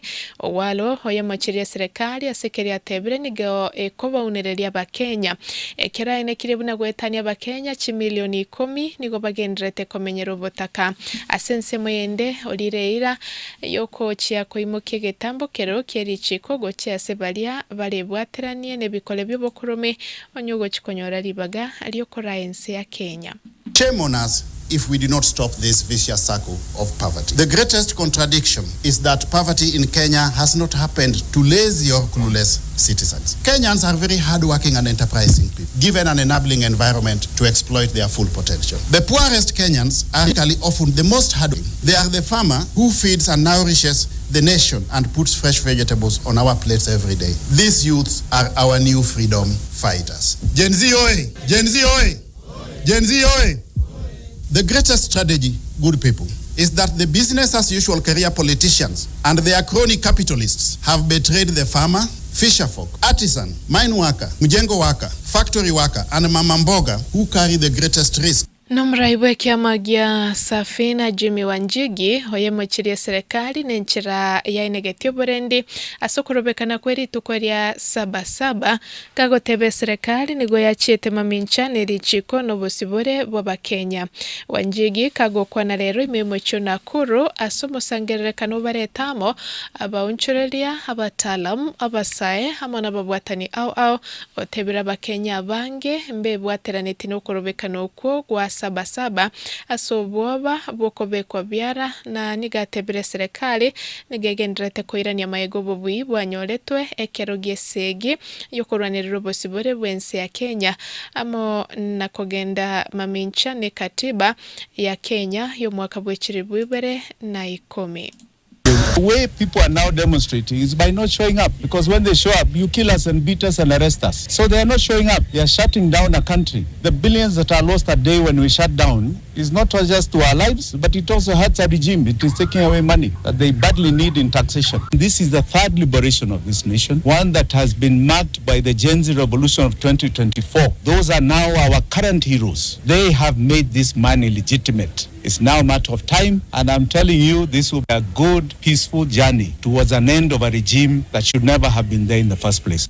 Nekero obochori bwensemeria ya Olkarao bwabereirange omobungo Kiharu Ndindi Nyoro obwatokire birengera byaye kubwatekana ne kyombe kyobochori ne chimbebe kia IBC ninchira kegenderete koroberio bochorio bo Nyoro otebire Tyson getine kiombekyo na igo otebire buna bakenya mbali no kwegena ne kiombekyo kia IBC ekera tebire buna alia arachigo korekana sobochorio bo bwa Olkarao nabo gose alia arachigo korekana sobochorio bo bokebwa Olkarao naro akagire go korekana ekero kyobochorio bonene bo mwako gocha Nyoro oyore go kwana na barikia mangana somocho Nairobi osabire kiombe kia IBC gietenenere na gokore meremo yabo korengana ne katiba nerichiko natali wanchereria ensemeyemo. With the process, because hata tukigoja whatever is happening next week, if the process we can already see in our eyes is fraud, how are we going to give Kenyans confidence as we head to the next general elections that Kenyans can actually go out there, give their civic duty and do their civic duty without the kind of machinations we are seeing every day? Ni vizuri wajue ya kwamba hii ambayo wanafanya ni mock exam, na hii mock exam, the real exam is next year, and I am appalled and Kenyans are disappointed. Ni kama IBC hawako Kenya. Wajue they are independent. Na kazi yao is not just about releasing results. Kazi yao pia ni kuonyesha Wakenya wote that the electoral process must always be peaceful but also within the confines of what is acceptable, so that we keep on building the confidence that is required as we head to next year. Mwario wamangana maya asenchira yoboikirano Radio Vuna 102.0 FM Erieta Ana Barongo. Uyonoro mwario wamangana maya asenchira yoboikirano.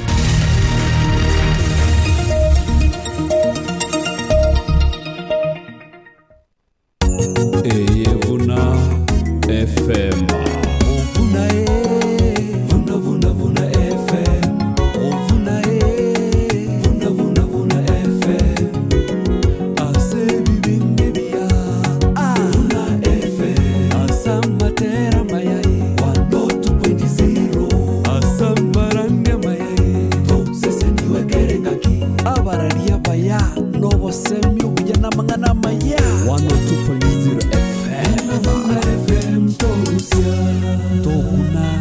Minero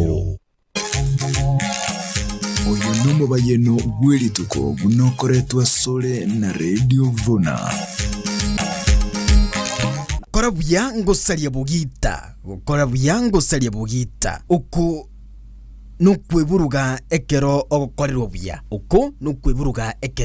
buya nabura rangirie abantu gocha mwao bacha kulia endagira ekero kwa baikaransirie ucha gutokera abande mbareo bakorete mekono bachaka kuburabura na korete chechimbe asinka yao iliumana ukwengerania echayo naliramana byachaka kuweka muno kogucha kubaira ngora onyoranga nonya naye ningo barange kuwaka abwo wachaka gwitianga abantu nigo okubakorera buya ani barabwo ilinalyo okubakorera bube bugita nigo eburugete asindagira yelisango puneyo akaruanio mwenyene nyumba ilindo mwenyene nyumba akamubugera anda gokora buya ngosalia bugita imokogende buo bugita nigo bachita sindagira yalenga bakuna kuragira bayigutire ogochaka kuburuga lisango ogochaka kuburuga ebikaro antumbaro kogenda asigite no enekero mwaragire mwigutire muntu chaka gosalia kebute muntu chaka lenteliogi muntu chaka wekora ta kumanyana na indi no nyine ndagira yetali erogora ere chaka kubekiliogirioka chaka uturwania abantu chaka lenta no nyine liomana chaka lenta obogenki wake eburukano yabagaria bantu bachaka kurwana bachaka gosarania nyumba yo mwenyene uyu no muntu okorobya kerona akoleru buya kotakorora nali ale gotebiwana kokora buya gosalia bugita bono naye gokorruya akangambia tagwika kweba takuragira kweba wacha kurama abantu sikabantu yara mugisangi kigero mugusia gatebana gukora buyango sali bugita somo yo nubuli tukenya ndoke Thomas Mbuno munguru yo sesini wa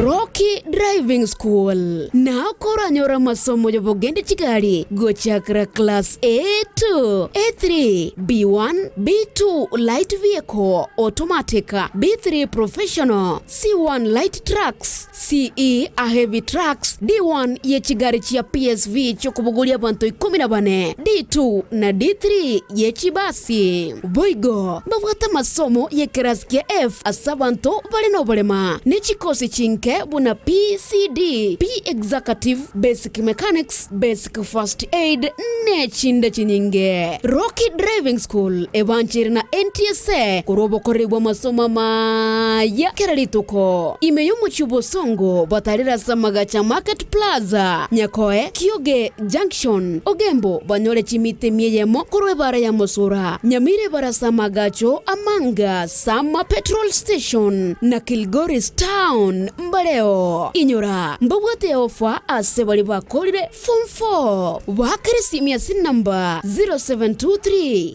803 503 0723 803 503 Rocky Driving School. Safe driving is our top priority.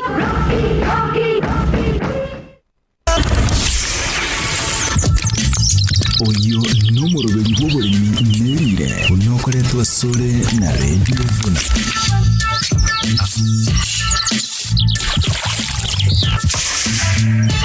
Mwancho motegereri na gukwanirie andonsi asoberete na gukwarigania soroboti rubori minerire rietaria ne Victor Nyachae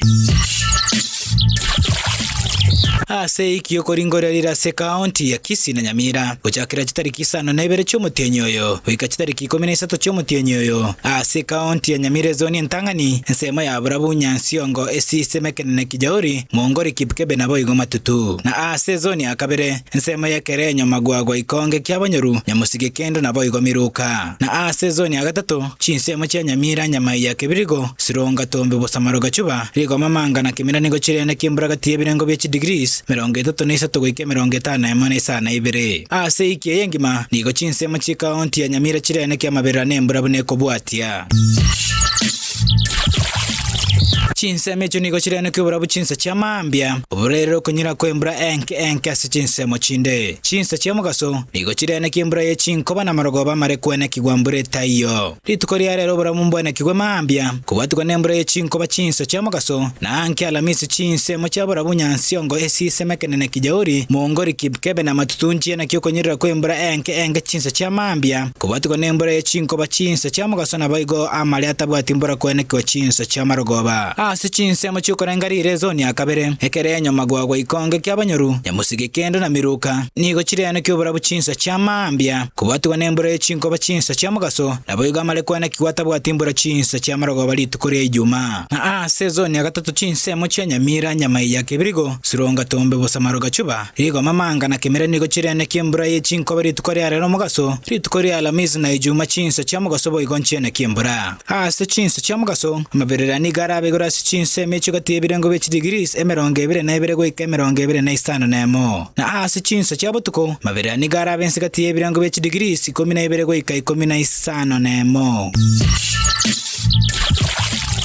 abasemi bo bari minigo barure chinchira cyo kwerenda bene asibaganira abari mikobeke bitangerinde gutanga gosombo kweriroba nabayigo gutanga maruire yemibende netugo yabo abantu boyigo baganigo gwetanga kobera isiko nakoyiga mainse yemete asogotikana nyomba mbakenga kiembure yiye chinkoba yasirire otenere bobo bene bwe county ya Nyamira nigo baganigo kwebanga boyikerano irinde gutanga kwateka kwa maruire na malaria oburuire bwa typhoid naboyigo dysentery kare ene kigwe na asensemo yechisemya bali mu basabire kwene kibira mabye birasi na kebarambire bwe boyikerano naboyigo kwene kyabana mbali gutambuka sichindo chichira amachekero bakogende sukuru na kiro bakoira nanka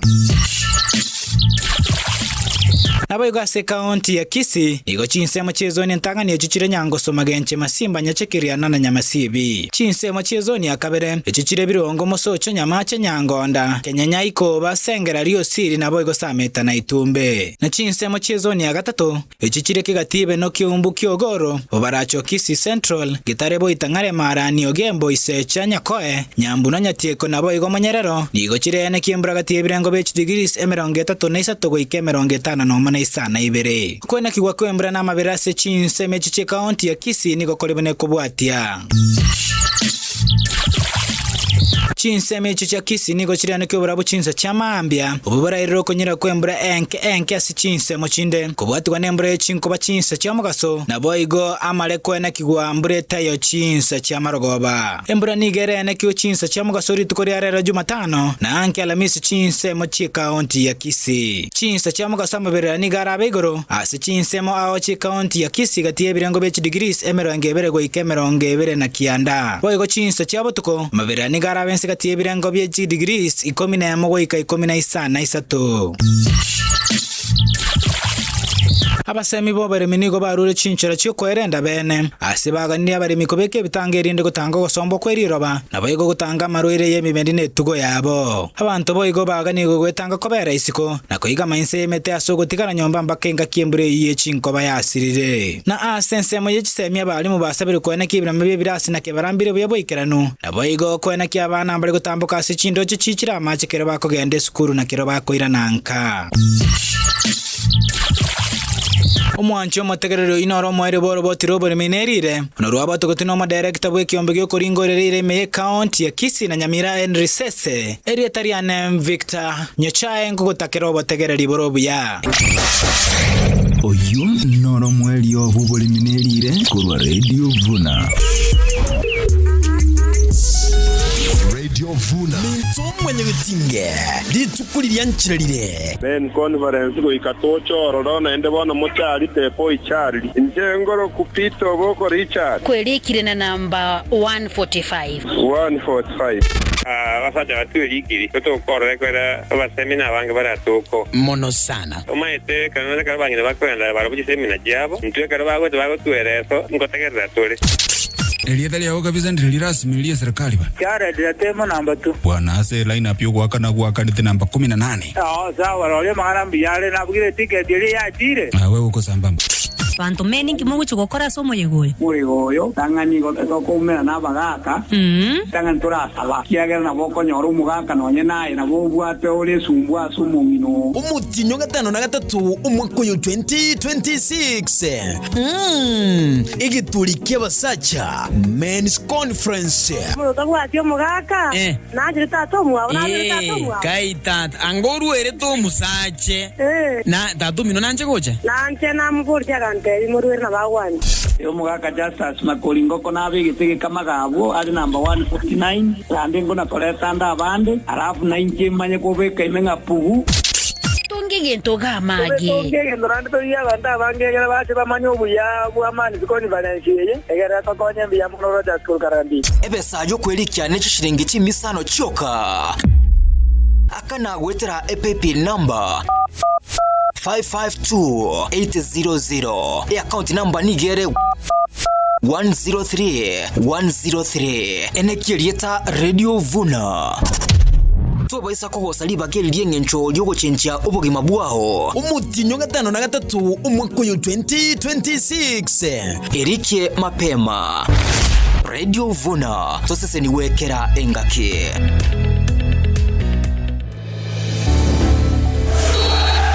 Ekeminano kia World Cup 2026 ni gobono gia chakire bene abasacha kurwa chitimwe merongene na isano isatensengima baikira sense ya Amerika, Canada na Mexico gosigikania nimwe ura irobo nyangongo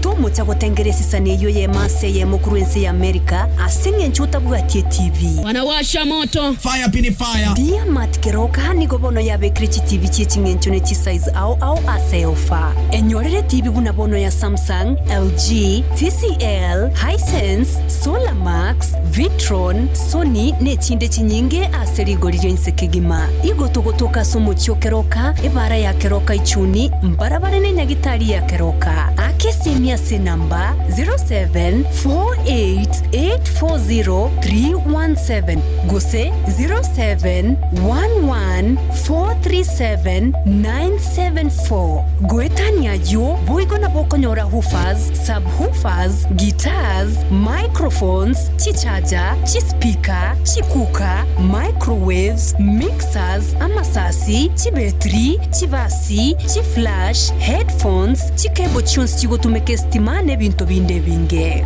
World Cup 2026 tuganyote bigwe. Akobwato kebinte fataki. Igomago chingiriro mwancho motegarali. Mongereye mase ye mone TV ofa naenda seri golide nsekegima koruadia mat keroka. Otakorete chenge itwe bichuchu bya itaiga. Mugaka tiganda nyara nyomba. Ay umongina damano mugaka birukunyangiye kemokoro ke bichuchu ngiye tata birekera ngiye ebinga imwaruse. Narere bichuchu ngwegwiro bosi bwetinga. Na kitobo korarende. Binyuke no ke munyore bichuchu ibiya.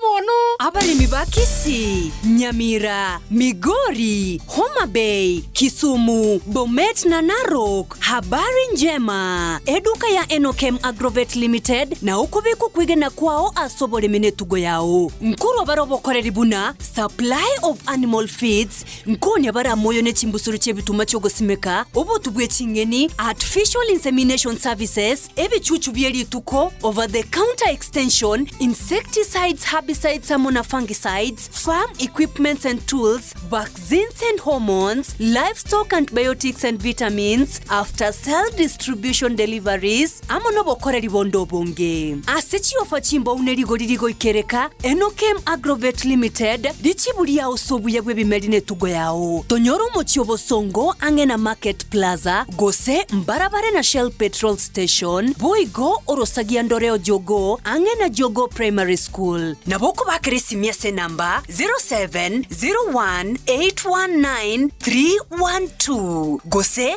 0113388513 boigo na boko bakra 0740186688 gose 0701817458.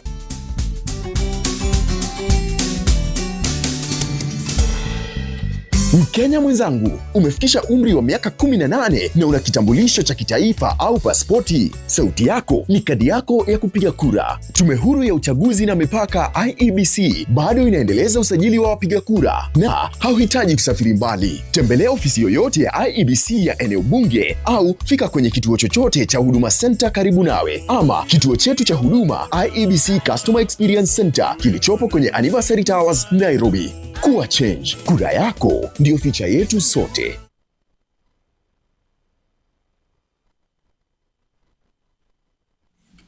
Right, asante sana kabisa mwanchi mtegeleli. Radio Vuna 102.0 FM. Karibu sana kero cha butuko ikide kemeronge tatene mu mege chinsa isato chia bono butuko murobeli asembe no murobeli bo yera bro bright mega yechi microphone andonse alia sole gaiga se studio mwanchi mtegeleli ninda manere Jacqueline kemonto gaiga se studio tokente kunyara kwa butuko likiriria mangana igale ngete mental health se chira bene kemego tore live asomo tandao o Facebook mboigo ko tore live asomo tandao o YouTube Radio Vuna 102.0 FM mboigo tore live mwancho butegelia se omotandao o TikTok wesogalia so motandao TikTok Radio Vuna 102.0 FM na bokunyara ko bagukuligiriria nkwane yo eyemo ase mase birobinga bunebiga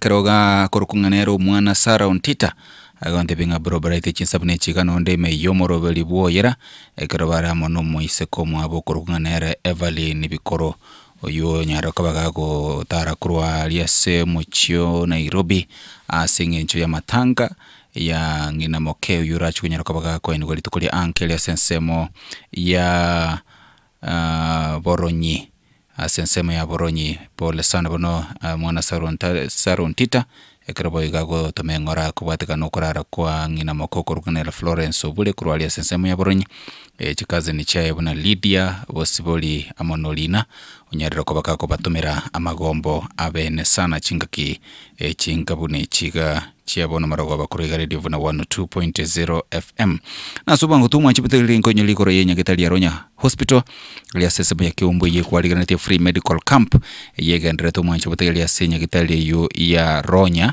egotoka senchera ya Kisi Keroka otarika kiumbu maya gagabo mwa chipitali nyo ukorokoro bosongo gara sonsomo kabako gukulia nyo ukorokara ukagotirimboka maya gagwe tandri kiumbu ngera sensemo yo kabako gokobe Ronya Hospital kubwatera na Medical Mission Africa Focus ikoba kualiganati free medical camp asenye nchoko ene kingangoli ngoli wole amaroire ao na onyaraka bako kwa kwenia bwabo sotare konyaraka bako kwa kandira kende yonsi ligati ya libagende tokora ngamo na okoligeria maiso eye and dental care nabo yokoligeria mangana ya maroire ao na bono pressure sukari na maroire ndonsi ali ngete enda maroire alingeta mauga na mangana ngabona yuma chabategere abanyageta n'abamanyi kurwase kyombe kya Medical Mission Africa Focus kurwase chinse chiri cha maiko banyareko bago ikagali ya Ronya Hospital babwate amaliogo na ebintu ao birengeta mangana yobo chenu ebyo oranyareko bago kokonya na biro bisoko bago ikirali usugwatali renyegitali yo ya Ronya lituko lya Ankyo amona lituko lya Friday iki gomwancho bategelia samange bakere simia se number 0719 434 186 inambo kinyaroka baguko bakirasa amange nyogotegete kobolia kumanya ose omochando no nyaroka baguko lingoli gwekero gwikira bwasenya gatali ya Ronya lituko lya Ankyo amone lituko lya Friday igere 0719 434 186 0719 434 186 Radio Vuna. Radio Vuna. Right, asante sana kabisa mwanchi mtakirili kero Jacqueline kuko waliga naenda kabisa sensemo ya kabire kunyuro mwanchi mtakirili nga umorobeli bwe tochi na nyusukiri bosi ya kega sengenchi nkwane gato kwenye kora ngosabu kwa bera soko yusuki bosi ya banchi pe umorobeli bwe tochi no chikugochera baada yenkwane to bera kwa bato kwenye kora karibu sana sensemo ya kabire yenkwane ga soba to ko bolero Jacqueline kero to kwenye kuligirili goro ya mangana iga mental health so ningani yake onyale koba koko totebye igoro ya chinchira ao chiro ase uko ligerelia na kurwalia mangana iga mental health lakini asobu wengetu kunyoli asini ni asobu wengetu especially asogo kinia family obarali bwa bana wateba no bwata bana batato basically ekero totebya igoro what were the challenges? Yes. Bia wanasa kombori liswali elio. Challenge njiro chenyinge. Yes.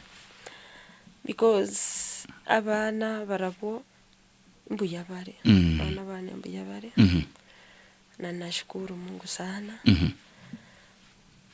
Lakini aso kuparenda challenges singo pachirarara because we kuri watu ara moods chire unstable.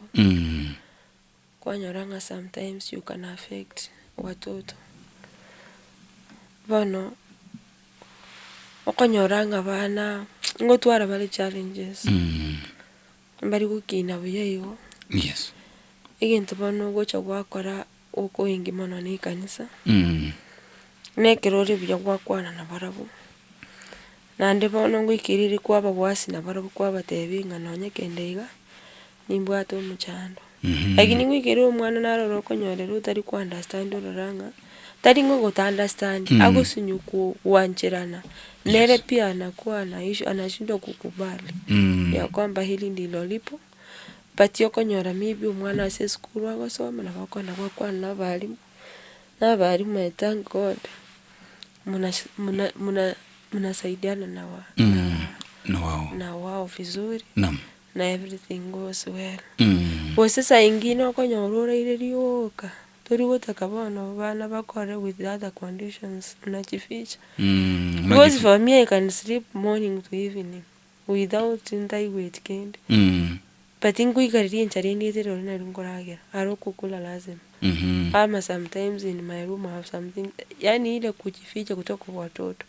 Sasa watoto unapata saa nyingine mtoto akiomba sometimes tunaambia watoto omba kwa nyumba mtoto naomba mama yangu apone akue kama mama wengine. Hilo ombi huwa linanishinda sana. Mpaka nawaambia watoto all will be well. Yes.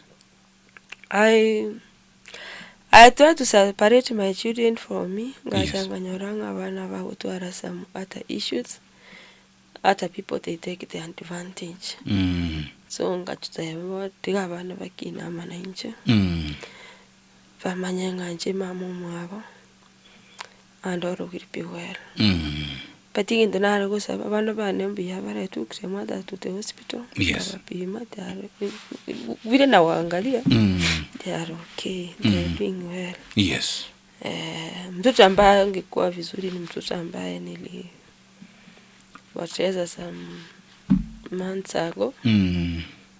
It was through the order of the doctor. Yes. Wakasema ya kwamba through the drugs I'm taking ziko juu sana. So hiyo haiwezi kuwa mtoto vizuri. Usalama huko kwangu na kwake. Yes. So I was taken through the counseling session. And then a successful abortion was taken. I'm sorry to eat. Ila tunajua za ingine ni vizuri umeniuliza. Yes. Kuambia tu. Ni kweli. Because wengine wako na ile vitu wanajua ya kwamba mtu ukiwa huo uzai vizuri na ukweli mtu ukiwa epileptic watoto nao kupata ni ngumu sana. You give your life 50-50 because sometimes ile labor pain ziko unaweza pata na seizures and conversions. How can you push the baby? You cannot. But for me, mimi sizangi na pain yoyote. Yani ile kidogo tu. Yani ile kidogo tu. Yenye normal person anaweza sikia. So nasema saa nyingine ni miujiza ya Mungu. Because I can work to the last days and then nipate mtoto akiwa salama.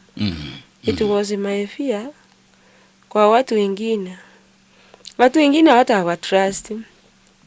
Sisi wengine tumeambiwa ya kwamba tumenunua mpaka watoto. I'm sorry to say.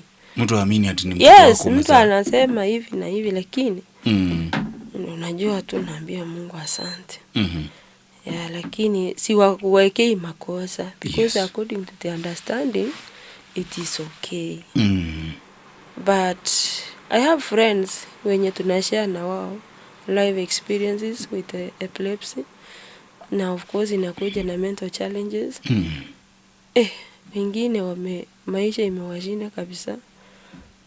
Yani maisha mpaka nauliza Mungu, how did I make it? Nilifanyaje? Nilifanya aje lakini Mungu kumbe anaweza fanya impossibilities. So I have 3 kids. Na nashukuru Mungu. Wow. Na niko kwa ndoa tunawalea bado na mzee. Tunashirikiana na mzee sana katika ulezi wa watoto.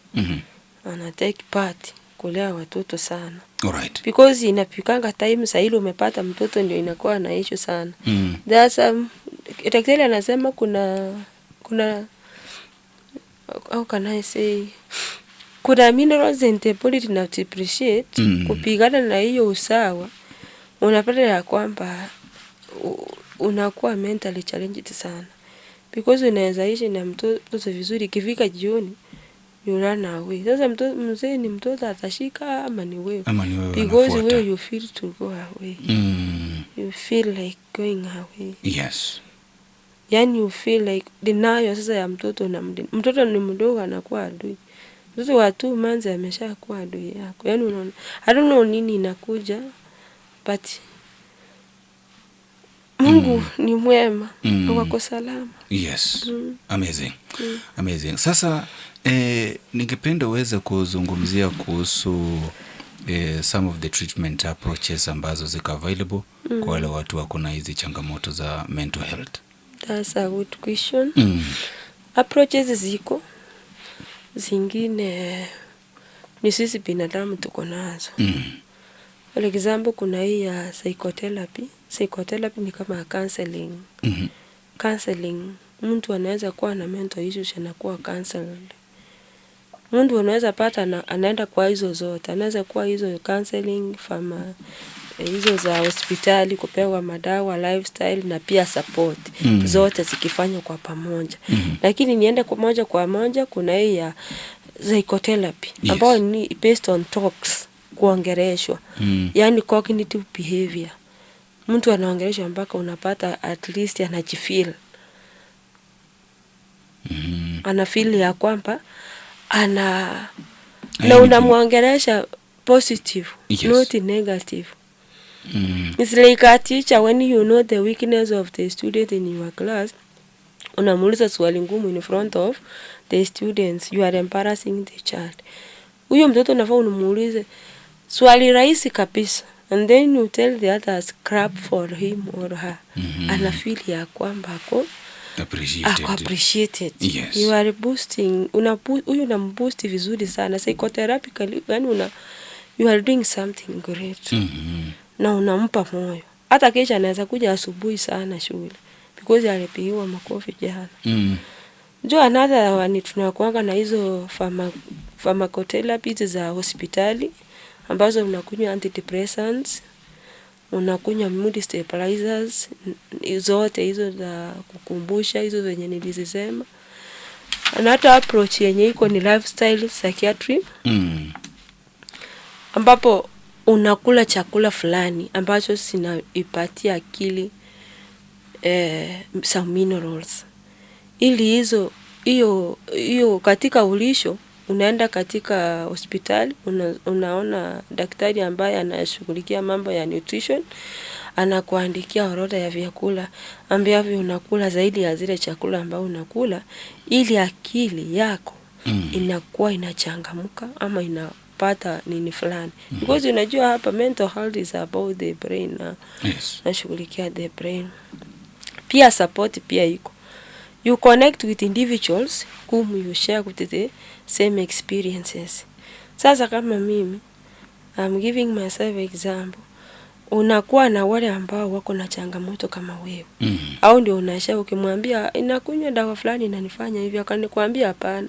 Hiyo enda review kwa daktari. Maybe hivi na hivi, maybe hivi na hivi. Unashare freely. So ndio maana unapata watu ambao wako na ulemavu sawa, unapata wanapendana sana.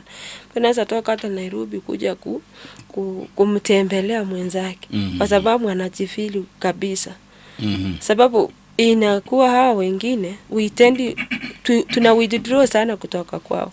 That's why you find our life cycle ya friendship iko so much limited. Kulingana na vile mtu anakufanya nini? Anakupeleka.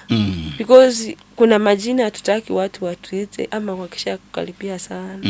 So unakuwa so much limited. For example, mimi kama hapa town. Yes. Naweza ingia St. Jude, sina nyumba pale. Nikienda shule naweza pita pale. Nikitoka shule naweza pita pale. The only place I know.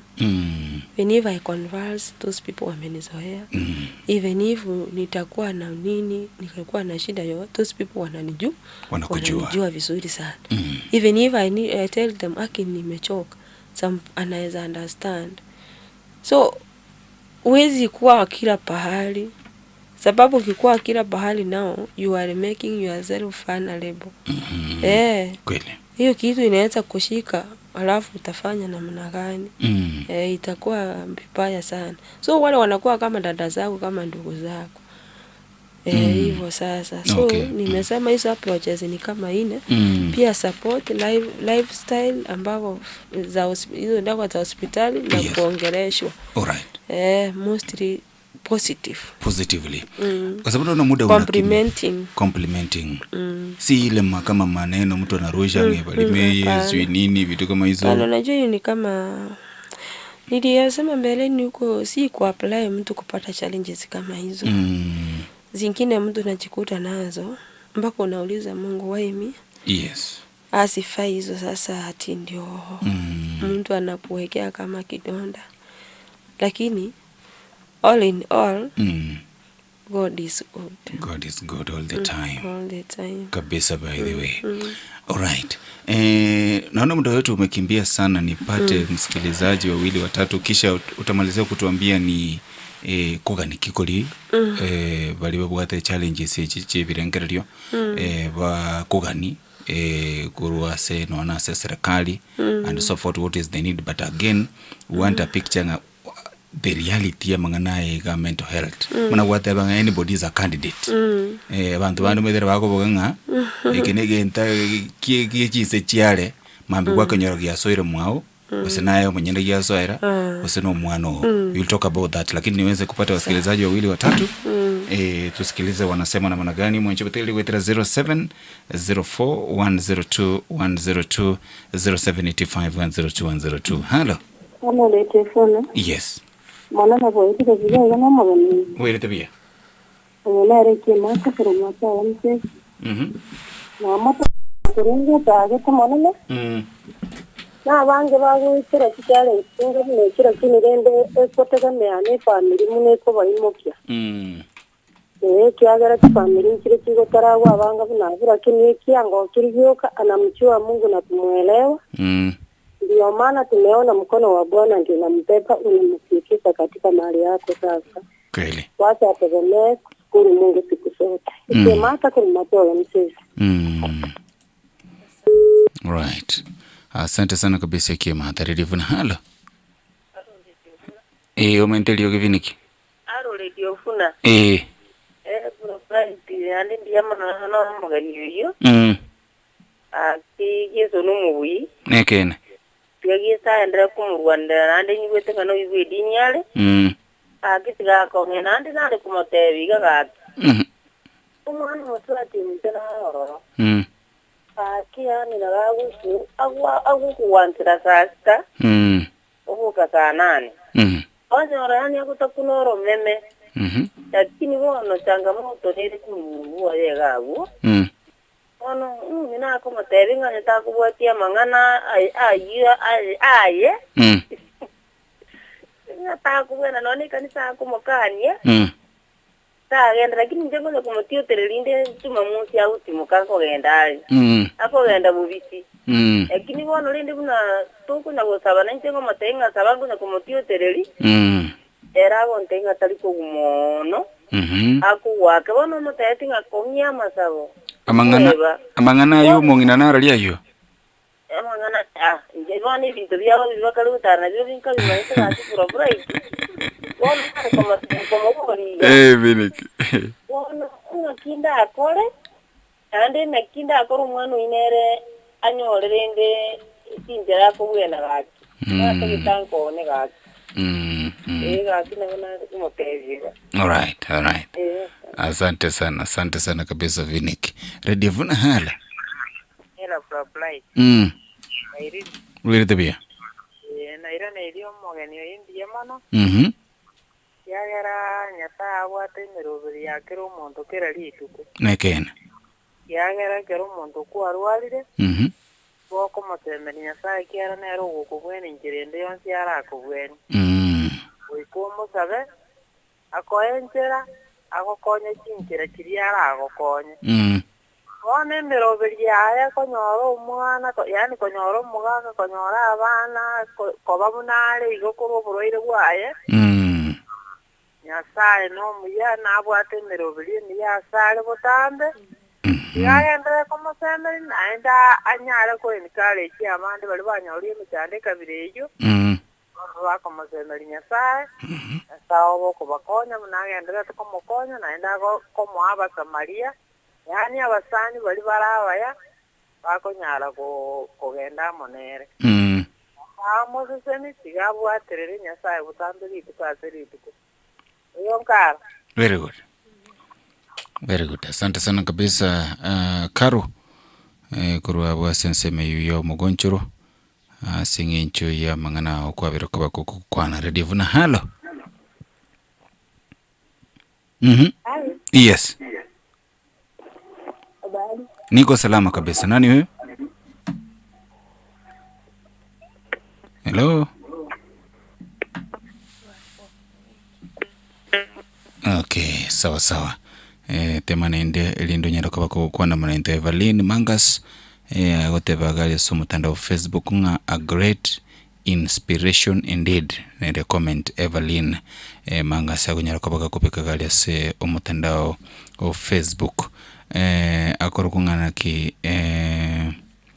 Evans Ombaitu Liroba kurwa chisema cha Mongolisi alipokichora niko ndani na my only wife Lydia Kimonto na our son Charles Thomas akotebanga my daughter take heart everything happens for a reason. You never Ombaitu Liroba Betty Ikobe agotebanga great lady. That is a comment. Nyantomeli Bosire Jackie, it is by the grace of God. Na wakunyara kwa hakulika higo. Radio Vuna, hello. Hello? Yes. Yes. Moyo. Hello. Okay, sawa. Kuronye Gisai Nyakoe, Brian Nyakundi anasema mweza kufuatilia. Bernard Nyakeri agotebanga feel strong, God loves you. That is Bernard Nyakeri. Laba kunyara kwa kulike comment ya egali yaswe umutandao wa Facebook. Nere Evelyn Misiani ga kuligeli nkwani kuruali yase chinse machiri chamarani agotebanga tuko pamoja. Alafu Joshua Onsongo nere kuruali chinse machisoge Eskimo onyara kwa kubwati kabisa nkwani ga yemo asemo ndochinga tubwate jideka ngisaro nebere chinsa chito chinyara kwa chikoera. I want to come back to you singing for the interest of time. So nagani respond to mategera narabo nyara kwa kukwanira omwana oyu amaite kwa igule bunateba injira kia mwana munkabuno yaranyara kwa konyora obokonyi. Yes. Bwenerete ko korigento gekoro kunga gocha kisi teaching and referral hospital. Akarugento gekoro kwa assessment na omnyagitari narorora oyu nyegenete na inchenera na tarire nerase getambe after the late of Dr. Mtinda. Tuko na Rogers Omuya amesaidia wengi ambao nimewaelekeza kwake. Anafanya pale KTRH. Unaenda pale, unapimwa, unapewa dawa kulingana na epilepsy. Uwezi dawa zenye nakunywa si hizi kunywa hizo. Inaenda na kiwango kwa kunini vile daktari ataweza kupima, ampatie madawa, na akishampatia madawa hakuna siku hiyo dawa inaisha. Ukiisha ni kama kuharibu akili. Ni kama ulikuwa unatengeneza alafu unafika na nini. Akiingia kwa madawa ni kuingia kwa madawa kabisa. Ata stabilize and everything will be okay. Na zaidi ya yote ajiunge na grupu ya watu kama sisi. Namba ya nengo yeweka naso mtandao. Yenye anaweza taka kuandika ama kuchukua ni 0725 29 40 43. 0729 40 43. Akipiga hiyo namba, akikuja hata Kisii, naweza muelekeza vile anaweza pata usaidizi na vile anaweza saidika. Nimesaidia wengi, kuna hata wengine wako in the process. Kuna wengine inabidi ya kwamba wanaregister na ulemavu. Kuna hata tulikuwa na free registration mass, nilikuwa nimepeleka wengine. Nimepata watu wengi sana through mikutano yenye tunaenda na kukusanyika pamoja kama watu walemavu ambao nimesaidia na wamerudi kunishukuru sana. Ingawa wengine wananiuliza nitakuwa kama wewe ili pia step like you, lakini waambie ukiomba Mungu na ukifuata masharti na unapunguza sauti zenye unasikiza. Sikiza sauti ya Mungu. Nafanya vile uweza wako huko. Mengine Mungu anashughulikia. Kabisa. Kwa sababu ukianza kusema huyu anasema hivi, uwezi songa mbele. Hata dawa hizi zikakusaidia. Look forward positively. Everything will be okay.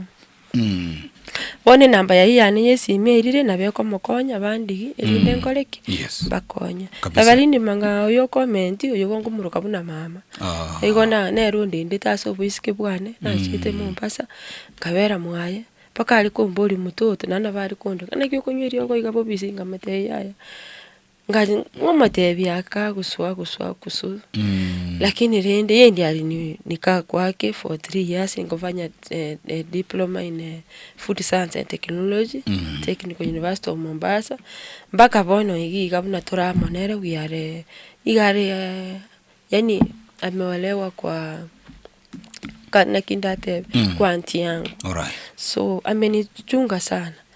Tare good family pamoja na mume wake Evans wamenichunga sana. Ni kama wazazi wangu. Hata waliniambia Saturday they are coming, karibu sana. He told me prepare on Saturday tunakuja kukusalamia na wakaribisha sana. Au wengine akina Betty tunafunza na yeye. Is my co-worker. They know the story very well. They know everything. Na natoka karibu na nyumbani. Ombaitu ni anko yangu kutoka kwetu Mungoris. Mali nimezaliwa kwa Poma. So watu kwa kunitia moyo nashukuru sana. Na mimi ndio niweze kusaidia wengine. Very good. So wamechukua namba yangu. Ukichukua namba yangu nitaweza kukuelekeza vizuri. Yeah, if you take my number 0725 29 40 43. Nanta Mary na rangwa comment pia sana ni rafiki yangu na mwezabu kwa wale marafiki zangu. Tumekaa naye kwa muda mrefu sana. So what support bantu what the challenges mnichi paganeti especially kuruwa serikali. Okay, asante. Yes. Support toko kani mono is inclusivity. Inclusivity ni ile kuhusishwa kwa kila jambo. For example, it is 2 weeks ago I went to the county secretary of Kisii County. Kamukwanira mangana ya iguru kama teingu ko kani kororo ni gapu nedororo. So inclusivity agatebi ngaso ko ichorie se gapu yeye guika abantu basome na ni kweli. Na ni kweli lazima watu wasome. Huwezi kuwa na hiyo shida, usiende shule, usifanye chochote, usipate ability yoyote, hata mtu akitaka kusaidia itakuwa ni shida. Ama wewe mwenyewe you empower, make yourself stable. That somebody akikuona anataka kusaidia at least ataanzia somewhere. Because somebody cannot start from the scratch. Tunaomba ya kwamba inclusivity tukue included kwa kila atua. Iwe ni budget, iwe ni nini, iwe ni mchezo. Yani to be considered like any other person. And then other things yenye tunataka, hii maneno ya stigmatization iko sana kwa community. Na watu wanajaribu kufanya vitu ambavyo si mzuri. Mimi naweza sema ya kwamba tulilaunch hiyo kitu sometime back, sema ya kwamba hatua zitachukuliwa kwa wale watu ambao wanatutenga ama wanatenga watu kama sisi. Hatua zitachukuliwa if there is an evidence ili watu wengine iwe example. Kwa sababu watu wengine wanapenda hata kutaka kuevict wengine, kuwaita majina, kufanya nini. It is not good. It is not okay and it is not healthy. So kutoka kwa serikali tunatuomba protection, inclusivity, masomo. For example, sai ni na mjadala wa kuchukua wanafunzi wote walemavu wa Kitutu Church South wanajiunga na Kiamwasi Vocational Training Center courses for free. Na wamekuja, wanaendelea kukuja ili kujiunga na sisi. Wamekuja kwa wingi na when I come I'm there, I receive them so well. I talk to them. In fact, mtu anaona ya kwamba kumbe I have our ability. So serikali pia tunaweza omba, uliongeza hapo serikali. Serikali pia tunaweza omba ikifika ni 5% yetu tunapata. Hii 5% yangaliliwe sana. So that it can be done by auditing. Kuangalia ya kwamba kila kitengo ama kila pali pa kazi wamefikiana ile 5% yetu. So because disability is not inability. Correct. It is not inability as people consider it. Na mambo mengine tutashukuru. Alright. Yeah. Asante. Swali la mwisho ili tuweze kumaliza. Timothy, rojumu kusina ng'anyo kurua mindset yelinga monte birengelie karabia charokire oyorogirwe. Do you think we'll get to a level wakunganya kurua se okolengelie ko? Mbawele tabanganya kurua se ngencho na oborogi mbororo tidakana lakini ometo oborogi ngekibono gopima mbakotebe no oborogi. Ande kere boroborogi ekera masaba akoliru by the blood of Jesus. Muntu anapona. Ukweli kama ni uroba pastor baito na bara bishop no bali wanakemea pepo kabisa. Na ukweli kila kitu inakuwa vizuri. Yes. Ama inatulia. Sijui kama yangu imetulia memfanya nini lakini oboro ndo basa kubekera oborogi muno kiregento because ndo ateba causes koruga iga. Ndo ateba causes. maite nandinge tunapokea kwa maroginero itagati dakika kwa bana kiyo mochita kunya kukwana kwa nebintu ebinge nabo korengere ryo mo kunya kukwana nere kumbe no marogi ukorusi kocha kokora ebintu abarogi barabu bagusimba roro kunya kukunba roro lakini rende nduri kora trust ya mangana abarogi mano kero monda atwalire ishu tema korengereri ngakiarenge for example niliwaambia I'm handling a case one giga kuna rafiki alipata shida kidogo ukiangalia kwa uzuri kabisa unaona kweli this is somebody who is undergoing stress mingi sana so hiyo si uchawi hiyo inahitaji counseling inahitaji madawa mtu aweze kupona kwa hivyo siwezi sema ati ni uchawi siwezi sema all of it ni uchawi of course kuna zingine ni uchawi. Alright. Yeah. Alright. Very good. Asante sana kabisa Jacqueline, naona kwamba muda wetu umeweza kuyoyoma. Tete kwa libaga onye kubata mkwana yo mwali urwe na onye kubata maiga.